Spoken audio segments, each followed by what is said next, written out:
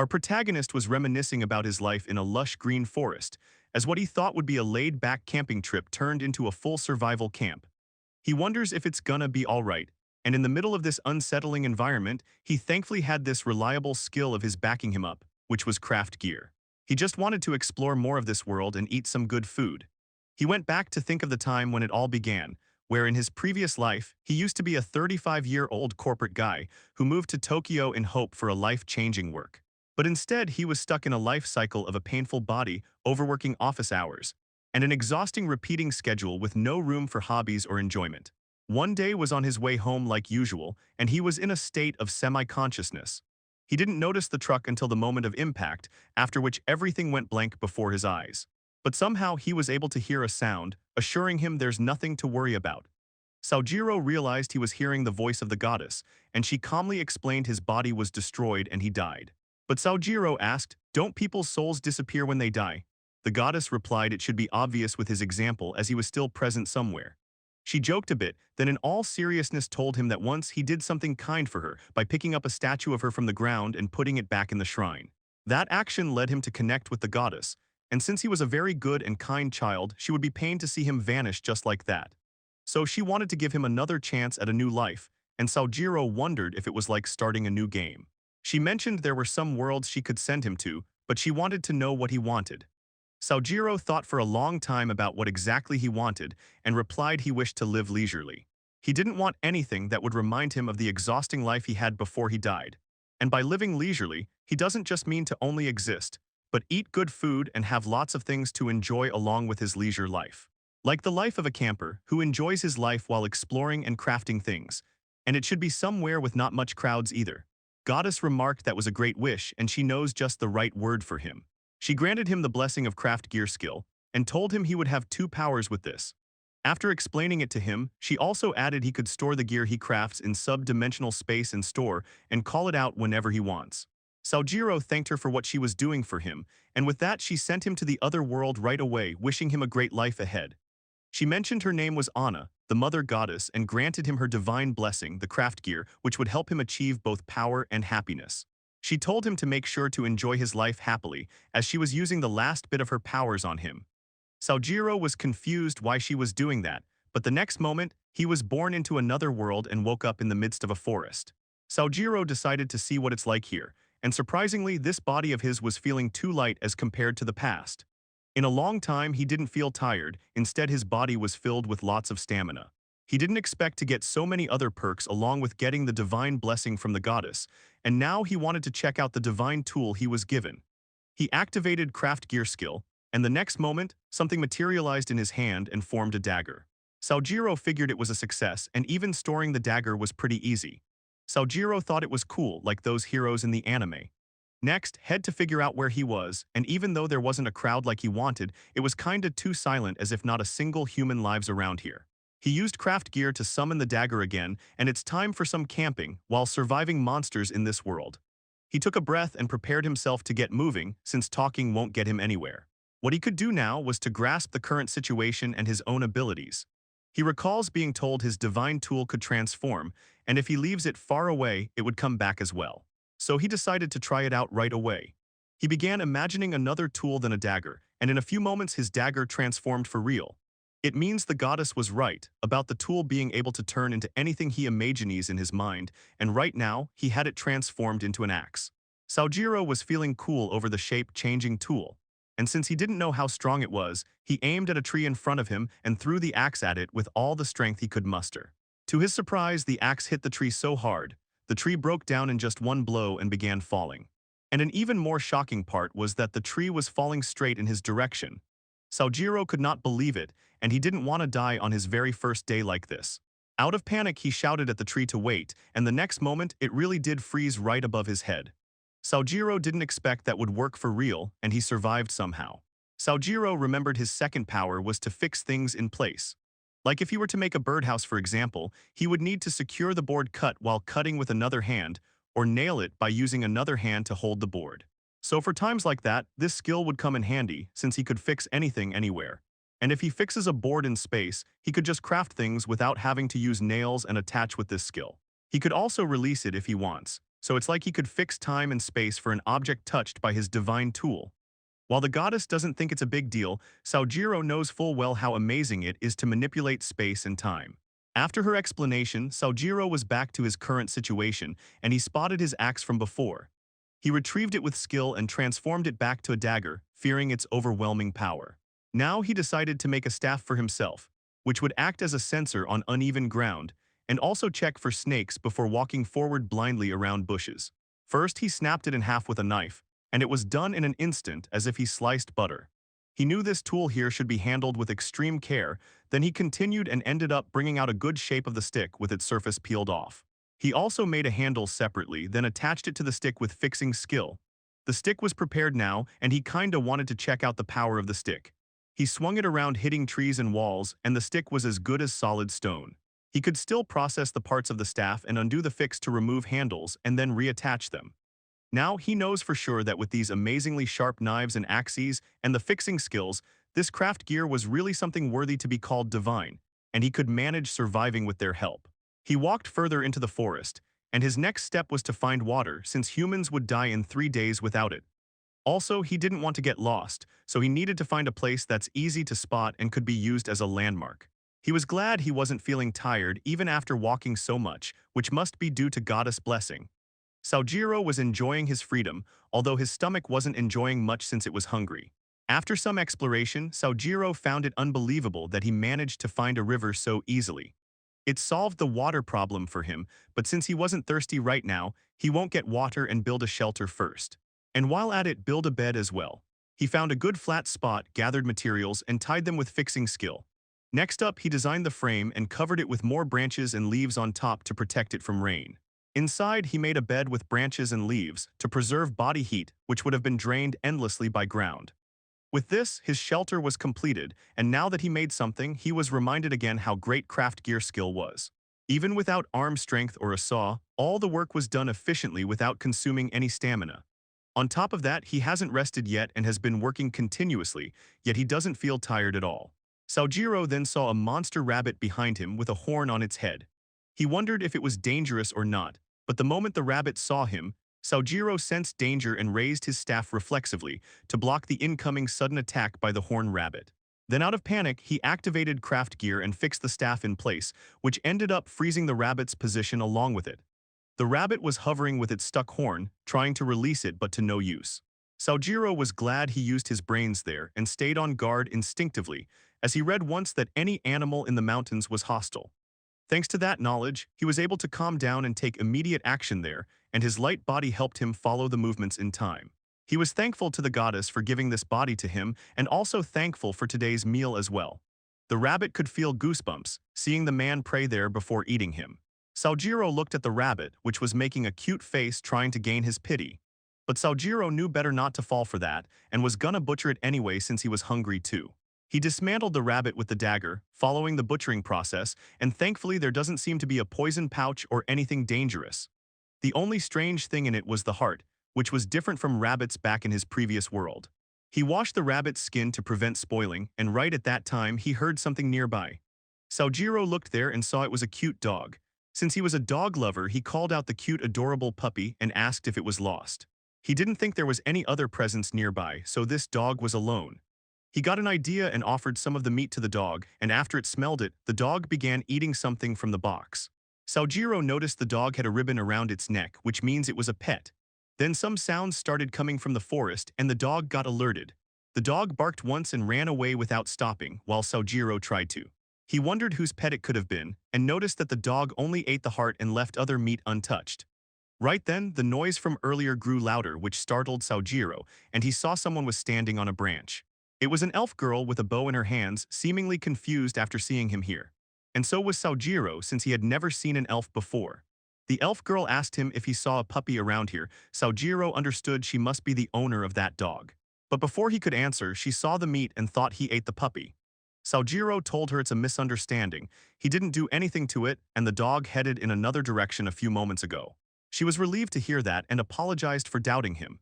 Now she needed to chase the dog, so she left right away in a hurry. He wished her good luck and she went away, jumping from one branch to another. Saojiro never expected the day to come he would see an elf, and now he went back to his work to cook up a meal for himself. He managed to light a fire after gathering the right materials and crafting a fire-starting tool like ancient times. And because his crafting skill was a high-level one, he succeeded in lighting fire on his first try. He was going to boil animal hide now, and as for the pot, he made it with tree bark sliced in thin layers and attached to each other in layers, then soaked in water for a bit. He used the tree bark also to make a string to tie it to the fire. He boiled some water and drank it, after which came the main part, to finally cook the meat. He roasted the meat with smoking charcoal embers on a stone slab, which wasn't hard to make since he could cut even stones with the dagger. After grilling the meat, he placed the final dish steak on a wooden platter and prayed before eating. The meat was soft to cut, and as he began eating it, just chewing it a little was enough to spread the delicious taste of the near in his whole mouth. And everything from meat juices to tenderness was just perfect and better than any meat he ate in the previous world. He can't stop but keeps eating it while cooking some more meat he had. Sojiro ate to his heart's content and didn't think saving any meat was worth it. He might as well try all parts. The moist air of the forest, the warm heat of the bonfire, and the sound of flames without being disturbed by anyone. He longed for this very moment and wondered how long it had been since eating felt this much fun. Now, after eating till he was full, he ended up saving some of the meat anyway, and it should last him for a while. He recalled the ways of survival in the wild, depending on having a place to maintain body temperature for a few hours, have water for 2 days, and have food that would last for a while. If these were not met, one had a high possibility of dying in the wild. Thankfully, Sojiro was able to prepare everything on the very first day, and thanks to craft gear, he didn't have to worry about utensils or tools to survive. He then heard the sound of barking and saw it was the same dog from earlier. He wondered why the dog was here, which means the elf girl hadn't been able to find him yet. The dog was surely cute and he wanted to adore it, as it also seems that the dog has gotten attached to him somehow. He slowly reached out his hand towards the dog, and the dog smelled him and memorized it. After that, he asked if the dog wanted to have more meat, and while it was eating, Sojiro decided to help the dog look for its owner. For now, he went to sleep, with the cute dog sleeping on his chest. The next morning, Sojiro recalled things he should do on his second day in this world, including looking for the owner of this dog here. On his way here, he marked trees with the dagger, to make sure he didn't get lost. Also, now that he thinks about it, that elf girl was alone, which makes him wonder if there were more elves around. Soon, the dog picked up some sounds with his sharp ears and jumped down from Sojiro's shoulder, then started barking randomly. Sojiro wondered what's wrong, while the dog began running in a direction, as if it wanted Sojiro to follow him. Sojiro followed the dog, wondering if something was up ahead, and when he was looking in that direction, a beast's roar echoed from there. Sojiro thought these roars indicate there's a fight going on, and since sounds were not like a normal beast fight, he understood the opponent of those beasts must be that elf girl. He followed the sounds, and upon reaching there saw a large bird was fighting a small shadow. The bird's sharp claws were aiming for the little figure, and the elf girl used her magic to counter-attack the bird with a fire spell. She thought it was a pain to fight in this situation, then the dog barked from the side, which caught both the elf girl and bird monster's condition. Sojiro waved at the bird to distract it, and the bird took the bait and attacked him. He transformed the divine tool into a hammer and throwed it at the bird, thinking he would fix it in place the moment it made contact with the bird. But as the hammer flew ahead and made contact with the bird, the impact was unbelievably powerful, which sent the bird flying away to the back. Sojiro was trying to fix it in place, but before he could activate the skill, the bird was already dead, while the hammer remained fixed in mid-air. He was reminded once again how dangerous this tool was, and he gotta get used to its strength. The elf girl greeted him and expressed how surprised she was to see he defeated a storm griffin in one hit. Sojiro stated it's been a day since they met, and the dog went to her. She waved back to him and was wondering what was a human doing out here in these forests, or was he a war god who descended here? While she was talking, all Sojiro could notice was her naked body, covered with only a thin towel. She claimed to have been attacked by Griffin while bathing. Sojiro apologized to her for interrupting and said he was just a human, but she doesn't think so since no ordinary human could pull that off. Sojiro mentioned it's just a lot for that, but first, he wanted her to use his jacket to cover. She thanked him for being considerate. She was also feeling nervous about her state. The elf told him she didn't have any weapons on her since she was bathing, so she was kinda in a bind when that beast attacked. He was a real lifesaver, and she would like to repay this debt. He didn't mind and told her it was actually thanks to the dog here who brought him here and also helped him sleep warmly last night. The elf girl mentioned this puppy was abandoned by its parents, so she picked it up, and to think she was saved by him was unexpected. She called the puppy a lucky charm, and now she introduced herself as Mischa, a high elf who lives in this forest of the divine tree. She asked him who he was, and our protagonist introduced himself back to her, adding that he arrived in this forest just yesterday. After that, she went to get her clothes and weapons, and after changing, Saojiro told her she was beautiful. Mischa blushed and asked if he was a womanizer or something to be so good with his words. He told her he was just honest, in which case she thanked him. She then mentioned that other than clothes, her other stuff seemed to have been ransacked by monsters and nothing else remained.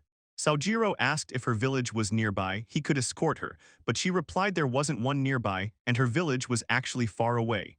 But she has been living in this forest for about 11 years now.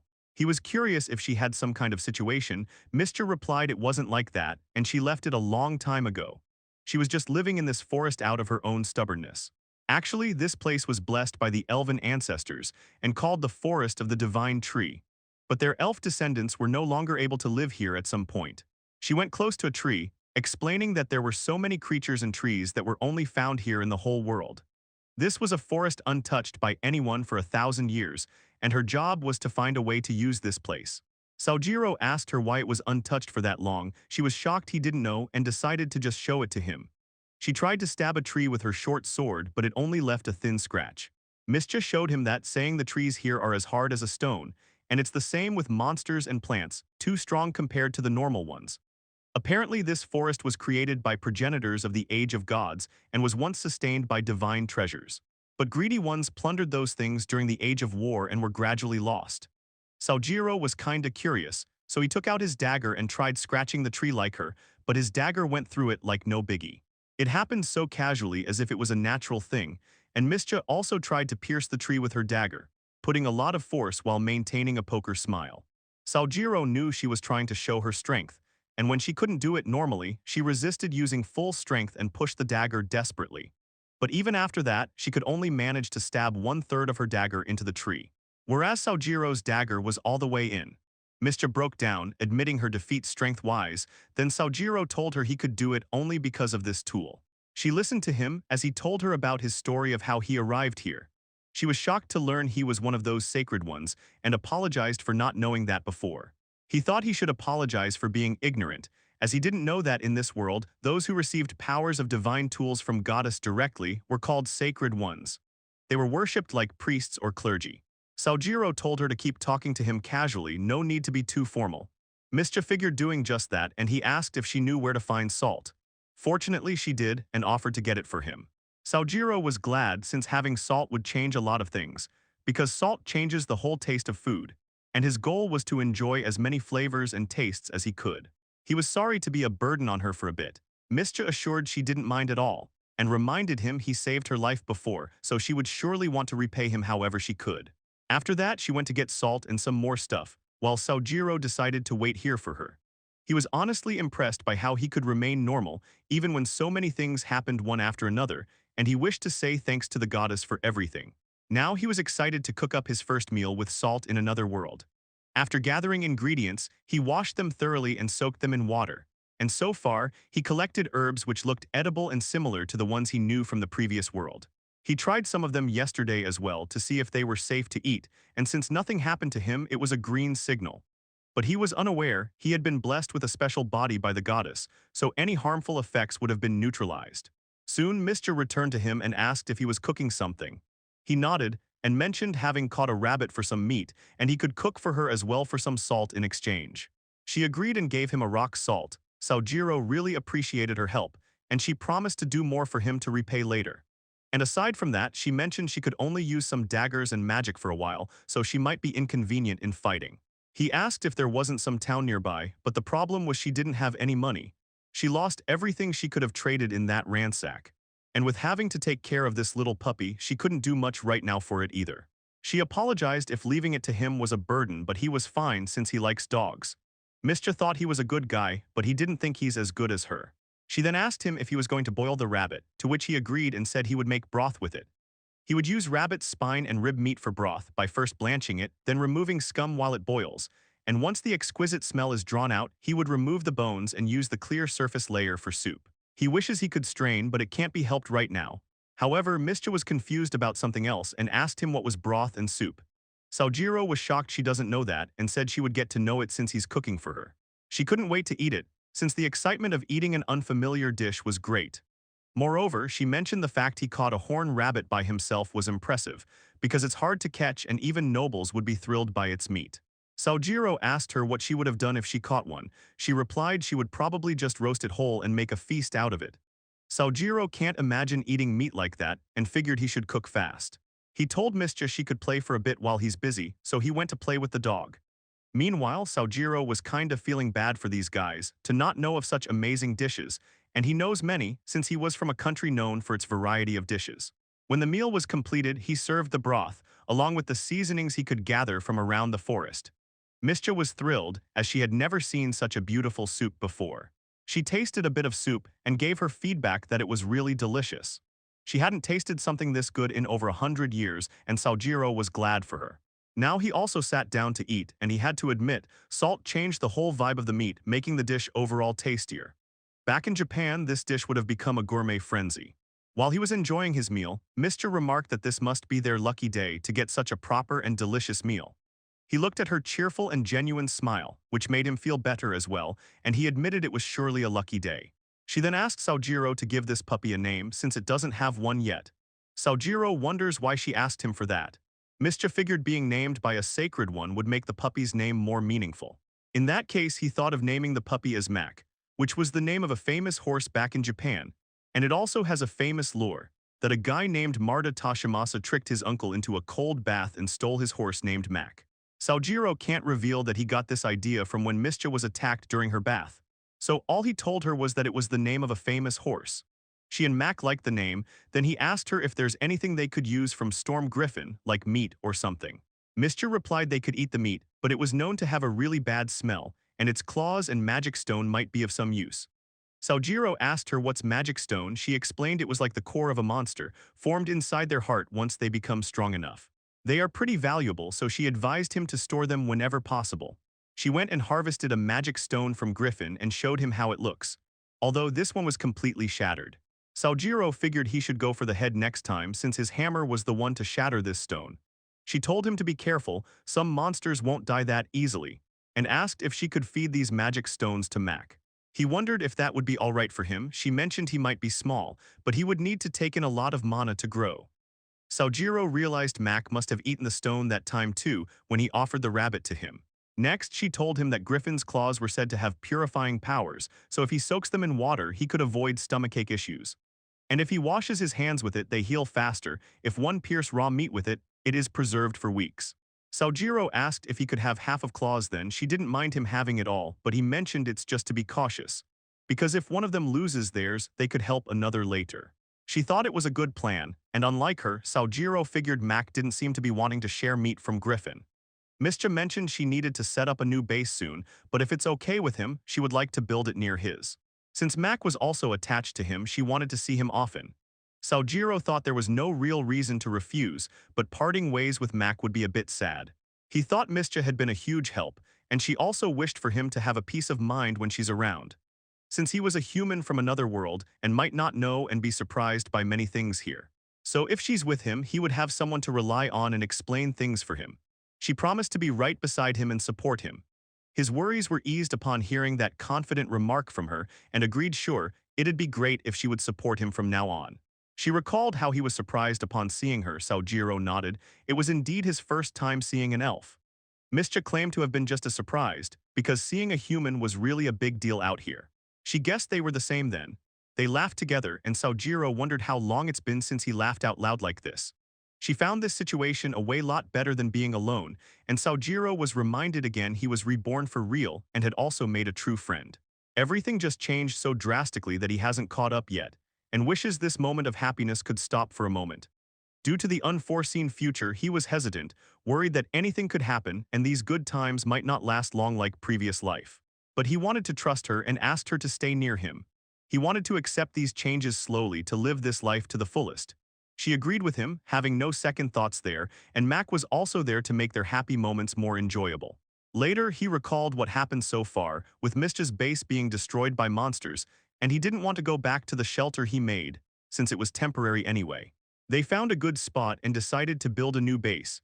and she took the task to look around for monsters and set up monster repellents, while asking him not to cut any trees with marks on them. He suggested why don't he make a building first, to be used as a center for monster repellent magic. She asked if he was sure since that's the hardest part, but he assured it would be easy to handle with divine tools' help, and the two of them could build things faster. She decided to go with his suggestion and asked to let her know if she could do anything. She looked around while leaving him to his work, and now he began with the first task, leveling the land. He dug the ground with a shovel, then used a leveler to make it even, and with that the groundwork was laid successfully.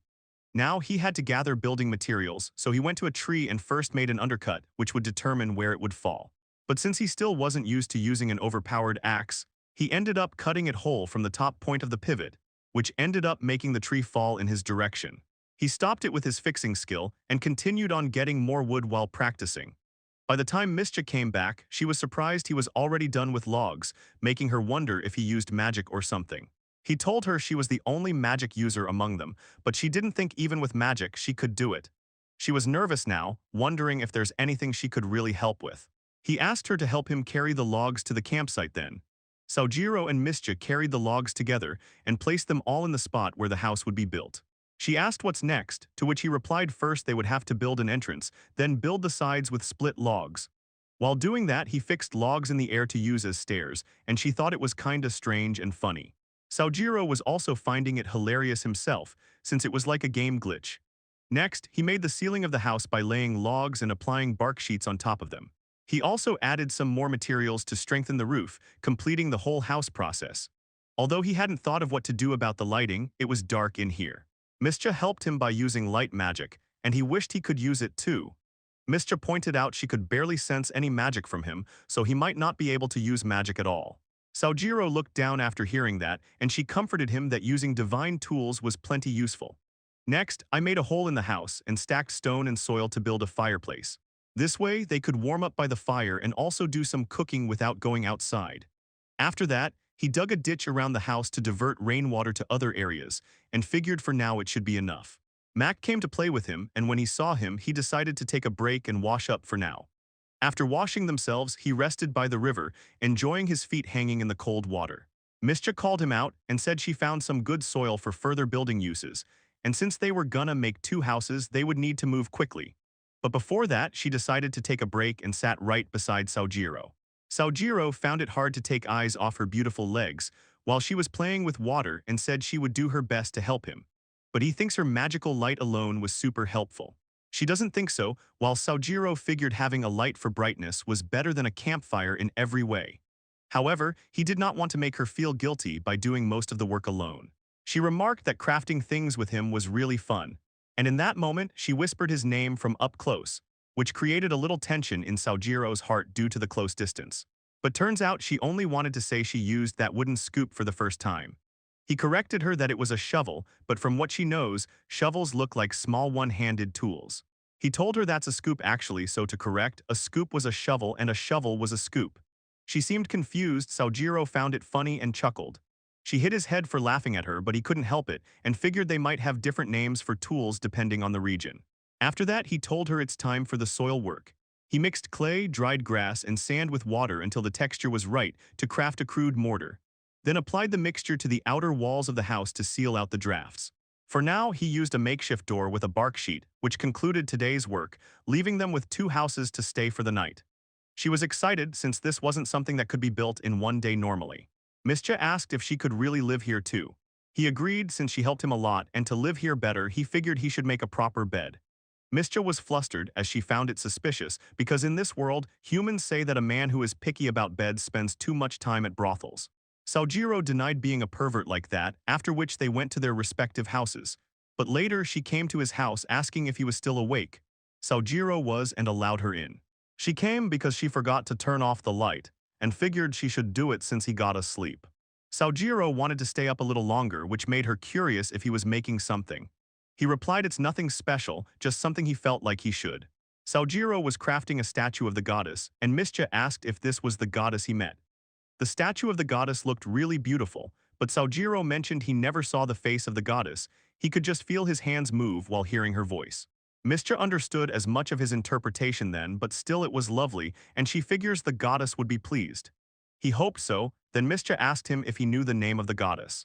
Saojiro replied it was Anna, the mother goddess and the founder deity. Mischa tried to recall the name but never heard of her before.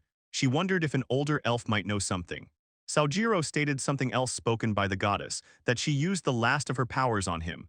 Which makes him think if she had chosen someone with greater ambition, maybe more people would have come to know her. Saojiro believed his wish was a small thing, so it makes him all the more confused if he was the right person to be blessed. Mischa sensed his doubts and told him that the goddess must have been a strong goddess. When Saojiro asked why, she replied it's because instead of ambition or fame, the goddess chose his kindness. And she must have always made choices like that, even when she was about to fade away without abandoning her beliefs. Saojiro was thinking of it her way now, as Mischa thinks what goddess did showed her strength, making her a strong and gentle goddess. Saojiro looked at the statue at hand again and recalled that the goddess hoped his life would be filled with blessings. So if he starts to overthink everything, it might not be what she wanted for him. Mischa also thinks the goddess likes someone like him, which means she got good taste. He wondered if that's so. Mischa agreed, after which he finished the status and placed it on an elevated place. Then prayed to the goddess for a bit. Mischa remarked he was really good at this, and he thanked her for keeping him company. Now she could dim the light as he was about to sleep. After setting the light to fade, Mischa prayed to the goddess and left, wishing Saojiro good night and thanking him for building this house. He wished her back and also thanked for her help. Saojiro always wanted to eat delicious food in a place where he could really enjoy it, and now thanks to the goddess, he achieved it. He was really thankful to the goddess for that, and starting tomorrow, he decided to take it easy and focus on enhancing the campsite. The next morning, he received the first surprise in the morning, when Mischa asked him if he wanted to take a bath together, leaving him all shy and flustered. A little while ago, when he woke up in the morning, Saojiro didn't think the sleep was deep, probably because he wasn't that tired. Max started cuddling with him to get him up from the bed, and he went to wash his face right away. Mischa thought he was a morning person, but he replied it's just Mac woke him up. He noticed the water storage had really clean water, thanks to the purifying effect of Griffin's Claw. He wanted to wash his body with this water, and when Mischa heard him, she asked if he wanted to bathe together. He was surprised by the sudden extravagant offer and asked her if she was joking. She asked if he was the type to boil water once a week and bathe. He corrected that he was an everyday type, in which case she thought then they should bathe together. Apparently, by bathing together, she meant that one of them would stay on watch for monsters, while the other person would take bath. She invited him because she trusted him, which made him happy, and guess it's normal to be worried about safety. After that, she went to bathe in the river with a towel on, and while she was in the midst of it, Saojiro was glad to have perfect eyesight after reincarnating. Once she was done with the bath, she changed and handed him the towel for his turn, while she handled the laundry. He was a bit startled to be handed the same towel she used, and she mentioned they just had one towel so she offered it to him. But the thought this towel was used to wipe that beautiful body, he can't help but get some bold thoughts. Then he saw her using wind magic to dry off, which was pretty convenient. She pointed out he was surprised by any kind of magic, and apparently she could use this wind magic to also dry the clothes right away.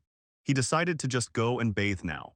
After entering the river, he figured he could use his own shirt to wipe his body later, then have it dried by Mischa. He was feeling really good in the cold water, and the bath did not take long.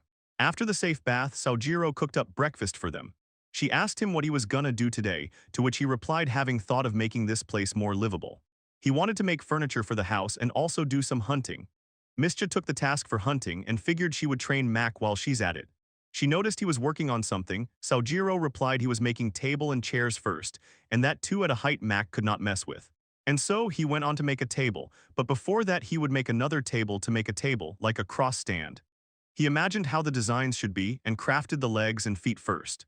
After that he joined the cross sections and lastly added the flat surface to it, completing the cross stand. He figured if he disassembled the cross stand, he won't have trouble finding a place to store it. Next, he had to make a table and chairs, then some cushions, shelves, and more. He wished he had a pen and paper to note it all down. Saojiro started making chairs first, and with whole concentration it was a smooth and quick process. It didn't take long to finish the dining set, and now they could eat like civilized people. At the same time, Mischa came and told him to look at something amazing, having a silky moth in her hands. Saojiro was shocked by the giant moth, and she told her it was a rude reaction to seeing a spirit beast who came all the way for him. Saojiro didn't know what they were, so Mischa explained spirit beasts were a little different from ordinary creatures, in short for his understanding, rare beasts. She mentioned it just came fluttering over and landed on Saojiro's house, and the friendly behavior suggested it wanted to live here. Saojiro asked if they could communicate with it. She replied they can't have proper conversation, but she could somehow understand its will since she's a high elf. The spirit moth flew and landed on the table, then as if getting Saojiro's attention, it began casting something like a magic spell. Some threads began forming from it, and the moth weaved the threads to create a fabric. It offered the fabric to our protagonist, and he could see the spirit moth was kind of meaning to stay here by proving its helpful skill to make clothes. Saojiro couldn't ask for more since they really needed clothes, and now the spirit beast solved the issue for them. He was thankful the spirit moth joined them, and the moth gave a reaction as if to say nice to meet him. Mischa and Saojiro liked the soft skin of the moth, and he was glad to have one more companion. But Mac didn't seem all that pleased, so Saojiro told him to get along with it. He also paid attention to Mac by petting him, then Mischa recommended Saojiro to name the spirit beast. He thought about it and named it Musubai, which used to be the name of the goddess of weaving in Japan. He was glad to meet Musubai, and Musubai seemed just as happy. Now he could use the cloth and he was able to make more things. At this time, Saojiro didn't realize that he had committed a terrible mistake. He was recalling the changes that had happened so far since morning, and they not only got a new companion, but could also enjoy their meals in peace. Everything seemed to be going all great, until he felt the immediate need of something and stood up shouting. Mischa asked him what happened to him. He claimed to have remembered something really important he needed to make. He quickly went over to craft something without speaking further, and even denied any help. Mischa was feeling curious about just what he was going to make, which was so important, while Saojiro couldn't feel any more dumb for forgetting such an important thing, forgetting basic priorities in life. After he prepared the building materials, he laid them on the table, leaving only physical labor now. For some time, he was busy digging a deep and wide hole into the ground, about 50 meters deep, after which he laid the foundation around the hole with stones. Then he built a structure on top of the foundation, added some walls, and a shed was completed in a few moments. He could not risk making just any structure, since it had to be meticulous because this was important. Once the structure was done, he cut a hole into the floor, then set up a smooth log shaped like a toilet bowl. It was pretty obvious now what he was making, as he finished crafting the toilet by adding the lid at last, along with a water pot and soap replacement leaves. And after adding the final fabric in place of toilet rolls, he was done with the toilet. This toilet was pretty urgent to make, for obvious reasons, so he was pretty detailed while making it. He doesn't understand why he didn't make it before, and since this one won't have any troubles for a while, he planned on observing it before making any chances in waste burial. Now, he had to test it out right away. After doing the deed, Saojiro was all relaxed, and later on he explained it to Mischa. She curiously checked out the toilet and the door and meticulous work inside. And after trying it, she was amazed he made it in such a short time. With that, the toilet problem was solved, and he also made one for Mac. The next day, something strange happened when he was working on something as usual and saw that Musubai had brought someone along with her. It was a mole-like monster, and from the obvious body structure and claws, Saojiro immediately thought of an armadillo. The monster seemed to be expressing something to him, but he had no idea what it was trying to convey. At that time, Mischa came and was surprised to see another legendary creature. She figured it's becoming a normal thing around Saojiro, and he learned from her that it's a spirit beast as well. She explained it's a spirit beast called Riddles, and it makes really good soil. The speciality of this spirit beast was farming and digging holes, and Saojiro was amazed this guy too could use magic. He decided to name him Yukutama, which used to be the name of a god of harvest in Japan. Yukutama seemed to be saying something, and Mischa told Saojiro that it was saying that it wanted to take care of some plants by redirecting the toilet waste to plant nutrients. Saojiro liked the idea of having Yukutama handle composting, although he wondered what he could feed the guy in return for help. Musubai eats only leaves and saltwater, and from what Mischa recalls, Riddles eat trees, water, and fruits. Saojiro figured since they had plenty of trees, it should be fine, and as for fruit, he might find some in the forest. Mischa mentioned Yukutama wanted to grow fruits itself, which would greatly increase Saojiro's self-sufficiency. It also means Yukutama would need some land, so it's time for him to use the shovel to prepare the farming land. First, he went to an area where stumps were left after he cut trees earlier. And to remove stumps, he needed to dig the area around them and pull them out. But since he doesn't have any heavy machinery, doing it manually would be a headache, since he would have to cut the roots off, then pull out the stump with a lot of strength. Since this process was annoying, he had been putting it off until now so he won't have to deal with it. But thanks to all the work so far, he learned that he might be able to use craft gear to handle this, by first using the overpowered shovel, then transforming the divine tool into a chain block. He figured he wouldn't need to set up anything like stands or tripods, since he could just fix it in mid-air, then fix the hook directly into the stump without needing anything else. With that done, he just gave a slight pull to the chain and the stump was lifted like a pebble. It was surprisingly way easier than he expected, even with divine powers, but well, he guessed he might have not even experienced half the strength of his powers, given how all the jobs were handled so easily. He worked continuously on removing the stumps, and in a few hours he was able to remove all the stumps and level the ground. He told Yukutama that the land was now ready to be turned into a garden, and the small guy got to work right away. Saojiro figured he would work on something else till then, and after some crafts, decided to take a little break and relax. He wondered how Yukutama was doing, so he decided to check it out. He went over to the field and saw it was all already done, but Yukutama didn't seem to be on the field right now. He spotted him eating wood in the side, taking a break as well. Saojiro told the little guy if he wanted anything, he could let him know anytime. Things seem to be done pretty fast now, and Saojiro has made considerable progress while unlocking more possible options. He decided to divide tasks, with Musubai handling tanning the hide and give the organs and bone to Yukutama for using them as fertilizer. He was glad nothing would go to waste anymore, and Mac seemed to be getting along with them as well. And come to think of it, he has been surprisingly coming across pretty rare creatures one after another. He asked Mischa if she got a clue why this was happening, to which she replied they were most likely being attracted to his divine aura. It's natural for the sacred one to have divine energy dwelling within their body. He confirmed with her it wasn't a bad thing, and she assured it's not, but in fact it's the opposite. And events like this would keep on following him in the future as well. She told him not to forget that the very first rare creature he met was herself, a high elf. Saojiro was convinced if this was the kind of fate he got, he was all up for seeing things through. And he was really happy that Mischa was here with him. As he said that with a smile, Mischa felt a little shy and had no clue how to respond. Saojiro also thinks with more of them, the food was sure to taste better as well. Later on that day, Mischa ended up hunting down a huge demon boar for them, and claimed she coincidentally happened to have found that beast and defeated it.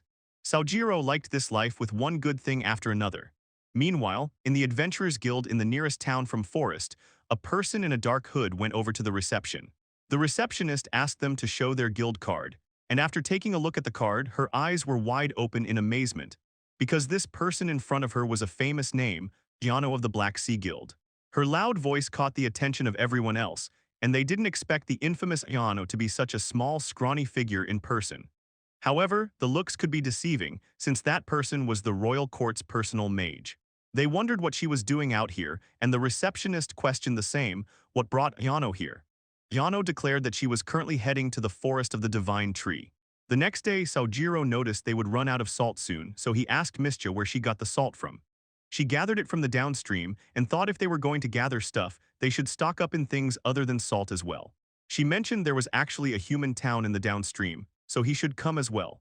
Saojiro didn't know about the town till now. Mischa mentioned she always gathers stuff up here, then sells it into the town and buys stuff from the traded money. The moment she mentioned the town has pepper as well, Saojiro wanted to go there no matter what, since getting pepper was also important for his future meals. But he doesn't think he has anything to sell either. She told him it would be fine, considering it's him after all. And thus, they decided to head downstream to the town, taking Musubai with them and leaving Yukutama and Mac behind to look after the house. On the way, she told him it usually takes 3 whole days to reach the town, so they would arrive on the morning of the 4th. Saojiro thought it was surely long, but Mischa didn't think so since high elves have their own way of judging time. She sensed something and told him a monster was coming from the right, appearing in a few seconds. Saojiro knew the road to town wouldn't be simple, and they were attacked by a horned rabbit. Saojiro was prepared with a hammer, but then the rabbit was already defeated by the thread shot from Musubai. Both of them had to admit that spirit beasts were really strong, even though they look fluffy and cute. On the way, Mischa would detect any monsters approaching them and assure that they won't be ambushed by many at once. They moved cautiously forward, while fighting off the monsters they could not avoid. She then sensed a big one next and alerted him to be extra careful. This time it was a snake monster with 2 heads, and Saojiro was kinda afraid seeing how huge that monster was. He calmed down his nervously beating heart and prepared to proceed as planned. First, he would draw the attention of the monster, and while it was distracted, Mischa would jump in from its blind spot and take out one head of the monster, then burn it with fire magic. After one head was down, her role was done. And when the snake went after her with the other head, she didn't need to do anything, since it was Sojiro's role to smash the other head with his hammer. Fortunately, he got a direct hit and resummoned the hammer in hands. He walked around the snake monster's body, thinking this one was faster than he imagined. Then out of nowhere, the remaining body of the snake attacked him, and he barely blocked it with his divine tool in the form of a bar. Afterwards, he struck the snake body with the rod and activated the fix skill right away. Now, the snake couldn't move, and this should ease up the process of defeating it. Luckily for him, Mischa had warned him about this beforehand, otherwise he would have been done for. The snake monster was dangerous even without its head. She checked to see if he's okay, and he asked her if she was fine. She confirmed she was and pointed out that the head of the snake was regenerating. They crushed the snake head again, which finally killed the monster completely. Mischa can't believe they really did it, and to think they managed to do so while keeping the whole body of the snake intact except for heads was just amazing. He figured if the snake didn't go even after all that, they would have had to chop it into pieces until it won't regenerate. Mischa jumped in excitement, since the magic stones and gall bladders of venom snakes sell for a high price. Sojiro didn't think she was that careful about keeping the snake's body intact for that reason, and she commented it was a shortcut way for them to have materials to trade later. She warned him, though, that there would be tougher monsters ahead. He braced himself and followed her lead, while fighting different sorts of monsters together in day, then setting up camp in the night. As for sleeping, he knew the best way to sleep in the middle of a forest was to set up a hammock. He brought one packed in a bag in case, since it was easy to roll and doesn't take up much space. Its main benefit was it keeps the body lifted above the ground, maintaining their temperature. And if he applies insect repellent to the rope, it protects him from any insects coming on him. He was grateful to Musubai for weaving this hammock, and Mischa asked him if she could grill the meat today. For dinner, they had grilled snake and herb soup, and surprisingly he found the snake meat tasty, despite it having a bit of a peculiar smell. While eating, Mischa told him he could become a top-tier adventurer, since he was able to walk through the forest like it was a stroll in the park. He claimed it's only because of the goddess blessing, and besides, being an adventurer doesn't suit him. They went to sleep afterwards, with Musubai keeping a watch over them. On the morning of the third day, Mischa told him they would arrive at a road soon, and from there, it takes up less than an hour to the town. He noticed the forest area around them now feels different, and she was intrigued to see what he noticed. She pointed out this was a normal forest, but the magic density was still a bit higher than normal due to the divine tree forest nearby. So, the monsters around here also give a hard time to other adventurers. And every time humans need to clear the forests, they would recruit soldiers with high skills to subjugate monsters. Now this was more of a fantasy-like thing, and she also added that small monsters sometimes come out of the forest and attack fields and livestock. He figured as much, while she mentioned those monsters were tough for normal adventurers, so they fight in groups. As for magic stones, only big or even tougher monsters drop them, and even if they did, it would be hard to make profits, given how many soldiers are hired for one subjugation. Sojiro was kind of feeling pity for them while feeling weird for himself. They continued to walk further and eventually arrived on the road. She pointed out ahead, as the human town was visible from here and its name was Brownwalls. After they reached the town's gates, Mischa greeted the guards casually and waved at them with a smile. The guards recognized it was the elf lady and mentioned it's been long since she came last time. And it's the first time she brought a human along. She just claimed things happened and they ended up together.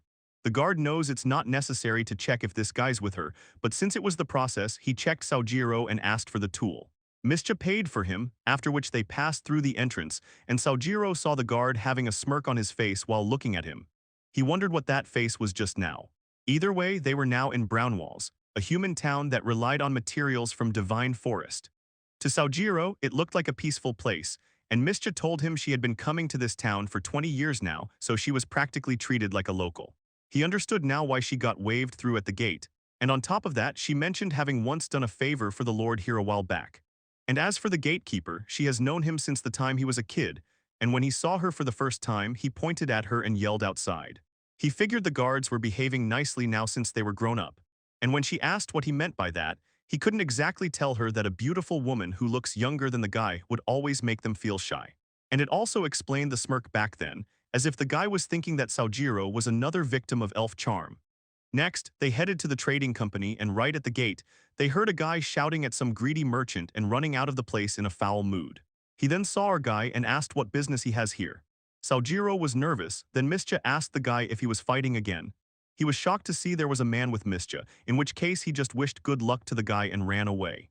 At the same time, someone came out of the trading guild, cursing that lousy painter, referring to the dark-haired guy earlier. This time it seemed to be some old-aged merchant with a cap and glasses on him. He recognized Mischa from one look and thought she was early this time. She stated the circumstances changed, and she needed some supplies for now. The guy figured if that's so, then he noticed the guy she brought with him and in shock covered his whole face, because the elf lady had never brought anyone else with her in the last 20 years. He was pleased to meet our guy, and introduced himself as Dolero, the head of this trading company. Saojiro also introduced himself, right after which, Dolero questioned him what exactly his relationship was with Mischa. He offered some discount if he answered honestly. Mischa called out Dolero, urging him to get back from Saojiro. Dolero asked them to come in and have a seat before they proceed to talk business. She showed him all the goods they brought this time, and thanks to Mischa, the deal seemed to have gone smoothly. Moreover, Saojiro got cooking utensils and lots of seasonings as well, like saffron, pepper, garlic, and more. Then the black-haired guy from earlier approached him and asked if he's done shopping. Saojiro recalled it was the painter Fro. Earlier, and the guy introduced himself as Sedek. He asked him how the deal went. Saojiro replied it went nicely without any issues.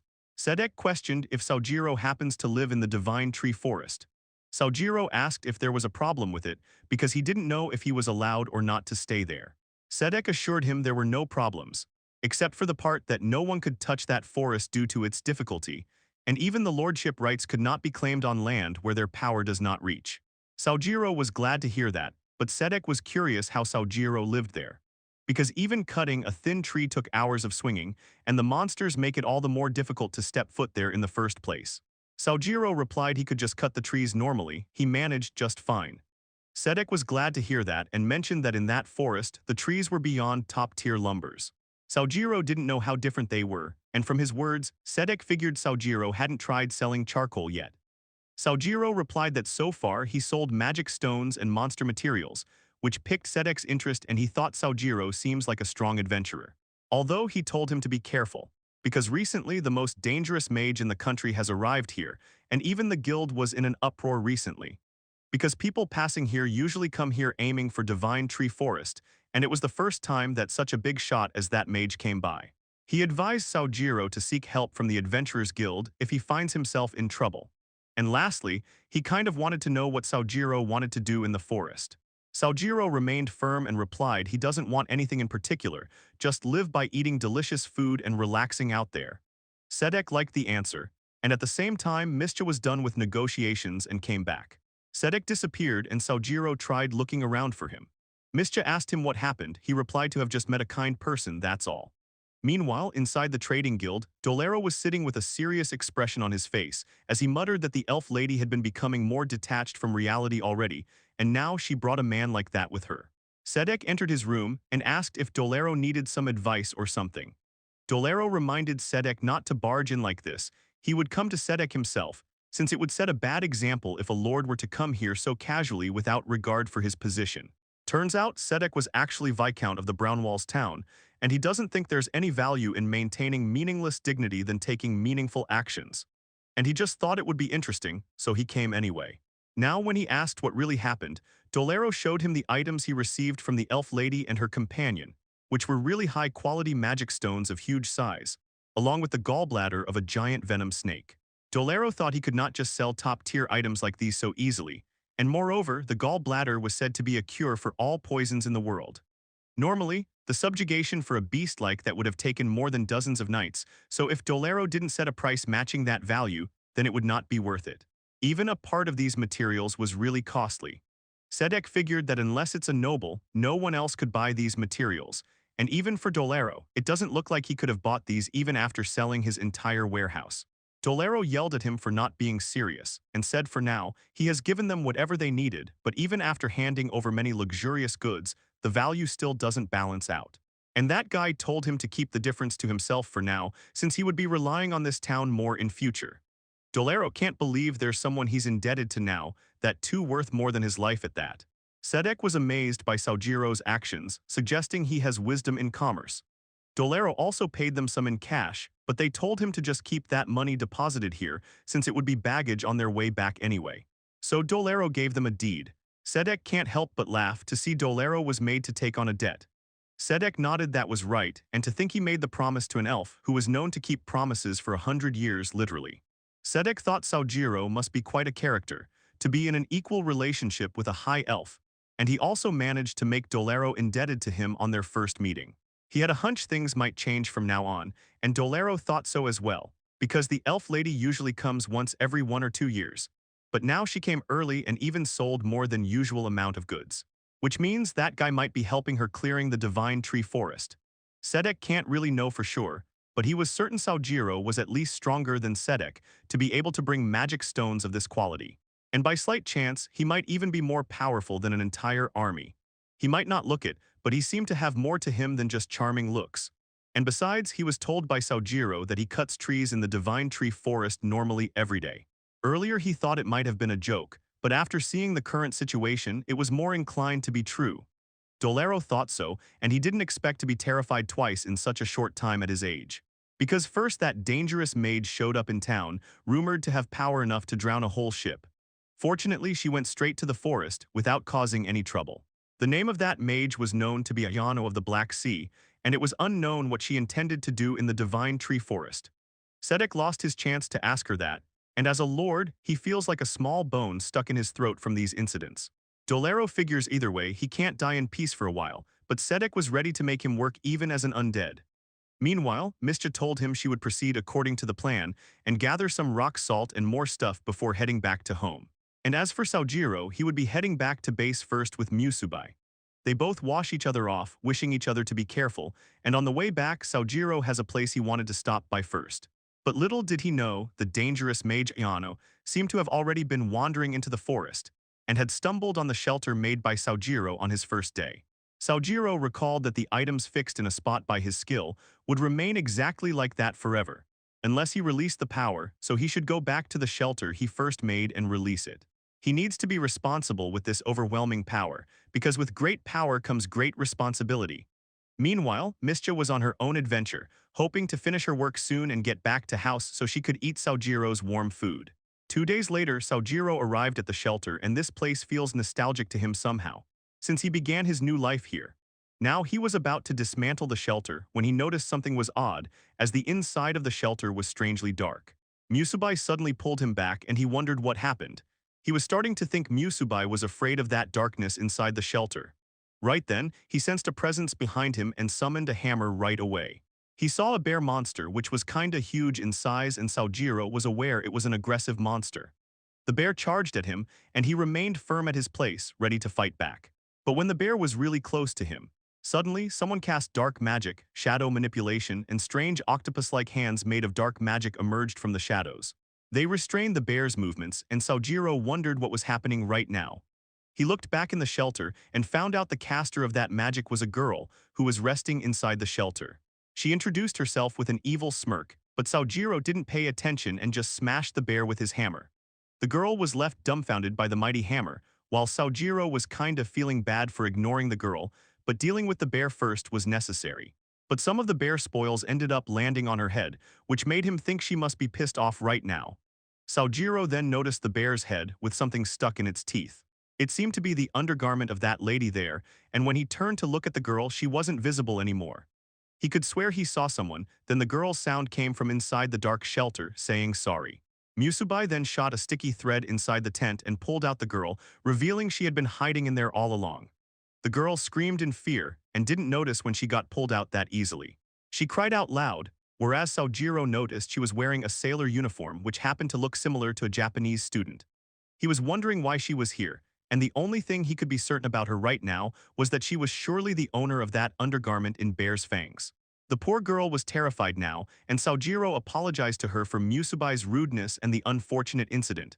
He introduced himself as Saojiro and asked her for her name.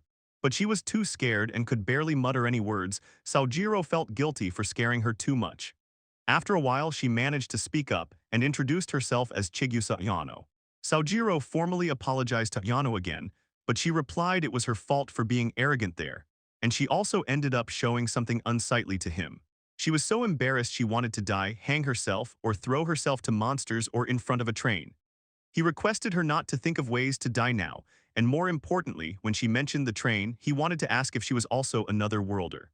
She confirmed his doubt and said she was a Japanese high school student, so she was fine with him speaking casually with her and not using honorifics. Saojiro was feeling hard to talk to her, given how weak she was, then she mustered up courage and suddenly shouted to call her Ayano. He knows she stumbled there and let out a laugh which scared her again, and he had one more thing to apologize for. He guaranteed not to do anything so she could calm down. She asked if he meant that, to which he replied with a yes, addressing that he was a Japanese guy as well. She was happy to meet another Japanese guy, and Saojiro was curious if there were more of them out here in this world. Yano asked if he was an isekai beginner since his words hint at that, while Yano claimed she had been in this world for 4 years now. She told him that other worlders are the rarest of the rare in this world, and the fact she spent 4 years here was shocking to our guy.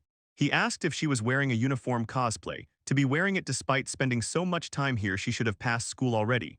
But she doesn't remember graduating, and moreover, the aging process slowed down in this world, so she was both body and soul still a high schooler. And just so he knows, she was a cheat-level mage in this world, and all famous as an A-rank adventurer. Saojiro asked why was a girl like that resting in the shelter he made. She was amazed he was the one who built this damn sturdy shelter. She added since this was the divine tree forest, she came here with confidence, but it turned out to be filled with more monsters than she imagined. And her dark magic was suitable for surprise attacks, which won't work if there were too many monsters to fight. Basically, she was scared for her life down here. She recalled a lot has happened in the last 3 years she spent here, like being reincarnated into this world, and despite being a gloomy introvert with peak social anxiety, she got dragged into politics and all with no social skills or knowledge either. He said sorry for what she went through, and she added that in the end, she ran from monsters and ended up finding this invincible tent here and holed herself up. And when she went out to wash her undergarments, she ended up being attacked by more monsters and ran back here. Saojiro learned her story now, then she pointed out his weapon seemed a bit too strong, because even her sturdy octopus legs were wiped out along with the bear back then. He told her it's not a weapon but a divine tool, and even this tent was made with it.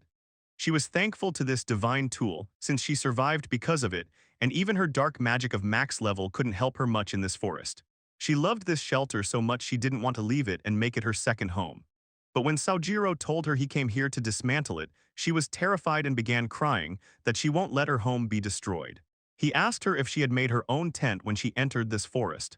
She replied that it was destroyed by monsters in 2 days, so she wanted him to leave this tent like that. Saojiro was curious why she didn't leave for home if she was in a bind, and the reason was simple: she got lost. She also ran out of food, and when she tried foraging, she got a stomach ache. She even felt like she was going to die soon. Saojiro was feeling really bad for this girl because she had almost zero survival skills. And if she was at the point of stomach ache from hunger, she might also die of dehydration soon. So even if he gave her this shelter, he still couldn't leave her alone in this situation. Thus, he asked her if she would like to come to his campsite. Ayano didn't take even a second to reply with a yes, after which Saojiro dismantled the shelter and had another task now to take this helpless girl back to his camp. On the way, he asked her if the shadow manipulation she used was dark magic, to which she replied it was kind of a technique, which was popular in this world by another name, summoning. She mentioned dark magic could do lots of other things too, and now that he got a proper look at her, he found it strange that even an A-rank mage was in danger in this forest. He also figured Sedek must have been talking about her, when referring to her as the most dangerous mage in the country. But right now, it doesn't seem to be the case since she was way too helpless for the strongest mage, and in the end, she ended up being carried by Musubai. Later, he arrived at the base and Mac welcomed him. He also thanked Yukutama for sitting with Mac and protecting the base. Yukutama seemed rough on the surface, but he was also a cute beast, and he hugged Saojiro to show his happiness. Yano was dying to touch those fluffy creatures, and Saojiro introduced her to Mac and Yukutama, telling them she would be staying here for a while. Mac went to hug her, but she didn't have energy to catch him and got taken down. After that, when she saw the buildings in which Saojiro lived, she could not believe a house could exist in the middle of this deadly, unexplored region. He told her she doesn't need to be that surprised, but she has heard people say that only gods could push back the monsters and trees to clear this forest. Saojiro noticed she seemed to know a lot about this world. She got shy and said not that much. He asked her to have a seat, but she never expected this place to have proper civilized diner seating. She thought he was really living out here and even making himself comfortable. He offered to make some tea for her. She was curious where that came from. Saojiro stated he has a friend who taught him how to find ingredients for homemade tea. He told her if she needed to, she could feel free to use the toilet there. It's in Western style. She could not ask for more and unfortunately was dying for some comfort in this world. Sojiro found it funny how she reacts to everything and told her that she doesn't have paper yet. She claimed to have some on her and used some magic spell to bring out paper that was stored in her shadow. She mentioned that her shadows could store anything she wants, which he found amazing. But she thought it was useless because she had some expensive jewels inside at once. Then some bastards used appraisal magic on her and accused her of stealing them from their place. She ended up having to fight the local lord due to that turmoil, and even at the guild she had to submit an application for every amount of food she had. Sojiro felt even more bad for her, considering she had suffered enough till now. Although he kinda found it impressive how regulated the system was. Thus, she was never able to enjoy her powers and had to suffer instead because she had them. Sojiro realizes those in power in this world must be pretty nasty, as they use such a good system to exploit people for real good instead. She cried more about how she doesn't have connections to a guild or anything. She was never taught about them either. She wasn't free from troubles even after her chess skills, which means she was too innocent for this world. He wanted to lift up her mood, so he changed the topic and mentioned that an elf lives here as well, and she will be back in about 3 days. And since she's a woman, Ayano doesn't have to be on guard and Mischa could guide her back to civilization. But Ayano screamed she did not want to go back to that hell, and she hated this world. There, she would again have to worry about being pursued or dive into dungeons to earn money while being treated like a nuisance by the guild.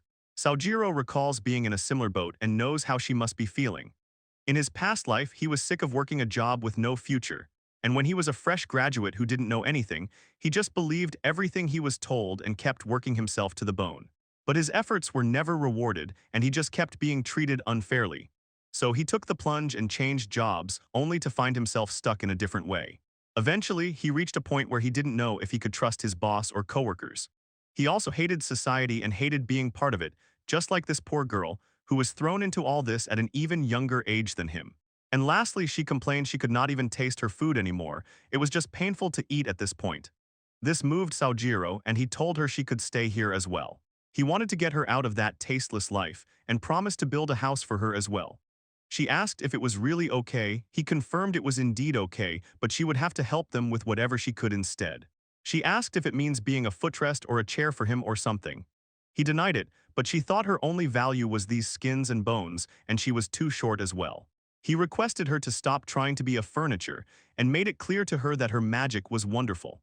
And he saw it when she stopped the brown bear and hid herself in the shelter completely. Those were things that he could not do himself or store things like storing items inside the shadows. So she was really amazing, but when being told that straight up, she could not hide her smile while claiming with words it wasn't really a big deal. Sojiro noticed she was a total pushover and told her he can't use magic at all. So he was sure she would be a lot more helpful to him. And if she was okay, he would like her to stay here as long as she wanted. Being told that made her really happy, so much that tears welled up in her eyes as she promised to do her best. After that, he made tea for her, while she figured she could stay cooped up in the darkness without being scorched to death by enemies here. He told her to first wait for another resident, the elf, and learn some stuff from her. Ayano asked if she was a dark elf or something. He forgot to mention she was actually a high elf. Ayano could feel the holy light coming from him, as Sojiro seemed just too bright in every way. Next up, he was going to make dinner and asked her if she wanted to help. She wanted to help since he was offering to cook a meal for someone like her. Sojiro was also excited to use the new pot he got from town, while Ayano looked around some herbs and garden. He cooked up some fishes caught from the river and added some herbs along with salt in the pot. It was a camp dish he learned, which would bring out the flavor of fish. Ayano was looking carefully as the food was cooking, and it was her first time looking at actual food in 4 years. Sojiro felt like there was much more to her story and asked to tell him more while they ate. Once the delicious fish meal was prepared, Ayano enjoyed the meal with her whole heart. Heck, she could eat hundreds of servings if possible after being starved for taste for so long. When she finished the first serving, she was shy to ask for seconds. He assured her it's fine and served seconds. Ayano was deeply moved, as she began to slow down while eating, enjoying the taste of the meal slowly and etching it into her memories over the suffering. Sojiro was really happy for her, and since it's been late, he made a temporary makeshift tent for her today. He crafted it real quick with what came to his mind and used Musubai's produced cloth to cover it. He was sorry he couldn't manage the bed for now, but she was totally fine with it, because it was even more amazing than the shelter she loved back then. He told her to sleep comfortably. She must always remember that cold comes from below and heat comes from above, so she has to sleep on a mat of a board to act as insulation. Honestly, he wondered how she managed until now. Ayano replied she just summoned a black mist with dark magic and curled up in a ball, wrapped herself in a blanket and slept. Saojiro could only call that as youthful recklessness, but it's nice she pushed through it. Now he told her she should sleep, assuring that monsters don't come in this area. He wished her good night and was leaving with Mac for his home, but she called him out as she had something to say. She wanted to truly thank him for everything from the tent to food from the bottom of her heart. He was also thankful to her for teaching him about this world, but then the color of her face started fading away. She started trembling like a scared mouse and asked if she should trouble him for one thing. He didn't mind, but the thing was, she wanted to ask what his name was again. She apologized if it might have come out as rude, but she only wanted to make sure not to call him by the wrong name. He told her to call him Saojiro, and she looked forward to living with him. Yano was really pushing herself a lot right now since she hasn't talked this much in a really long time. It was so rare her throat gave out because it wasn't used to it. He thought she was quite the character and went to get some water for her. Later, she slept soundly inside her tent, and one more resident was added to Saojiro's camp. Next morning, when the sun started rising at dawn, Saojiro was woken up by Mac as usual, and he reflexively wished good morning to Mischa. Then he realized she hadn't returned yet, and wishing her first thing in the morning had become so normal he was used to it. Without her here, he was kind of feeling a little lonely. He decided to just go and wash his face, then do some stretching. Then suddenly, he heard a scream coming from Ayano's tent. She apologized for sleeping, even though she was just a lackey. Turns out she had been talking in her sleep, and when she came out, Saojiro wished her good morning. She suddenly opened her eyes wide, as if she was reborn again, and asked him if he really wished her good morning. She apologized if she was being weird, but it's just she hadn't been greeted by anyone in a long time. She noticed he was doing morning stretching, which she learned in school. He asked her if she wanted to join, and she agreed to do it, although she was a little bit troubled following the stretching exercises with Saojiro. Later, he asked her if she wanted to take a dip in the water next. She did, and he asked if she had any other clothes besides that uniform. Yano mentioned Musubai tailored the uniform for her, so it was fine, but she had something in mind if she could ask.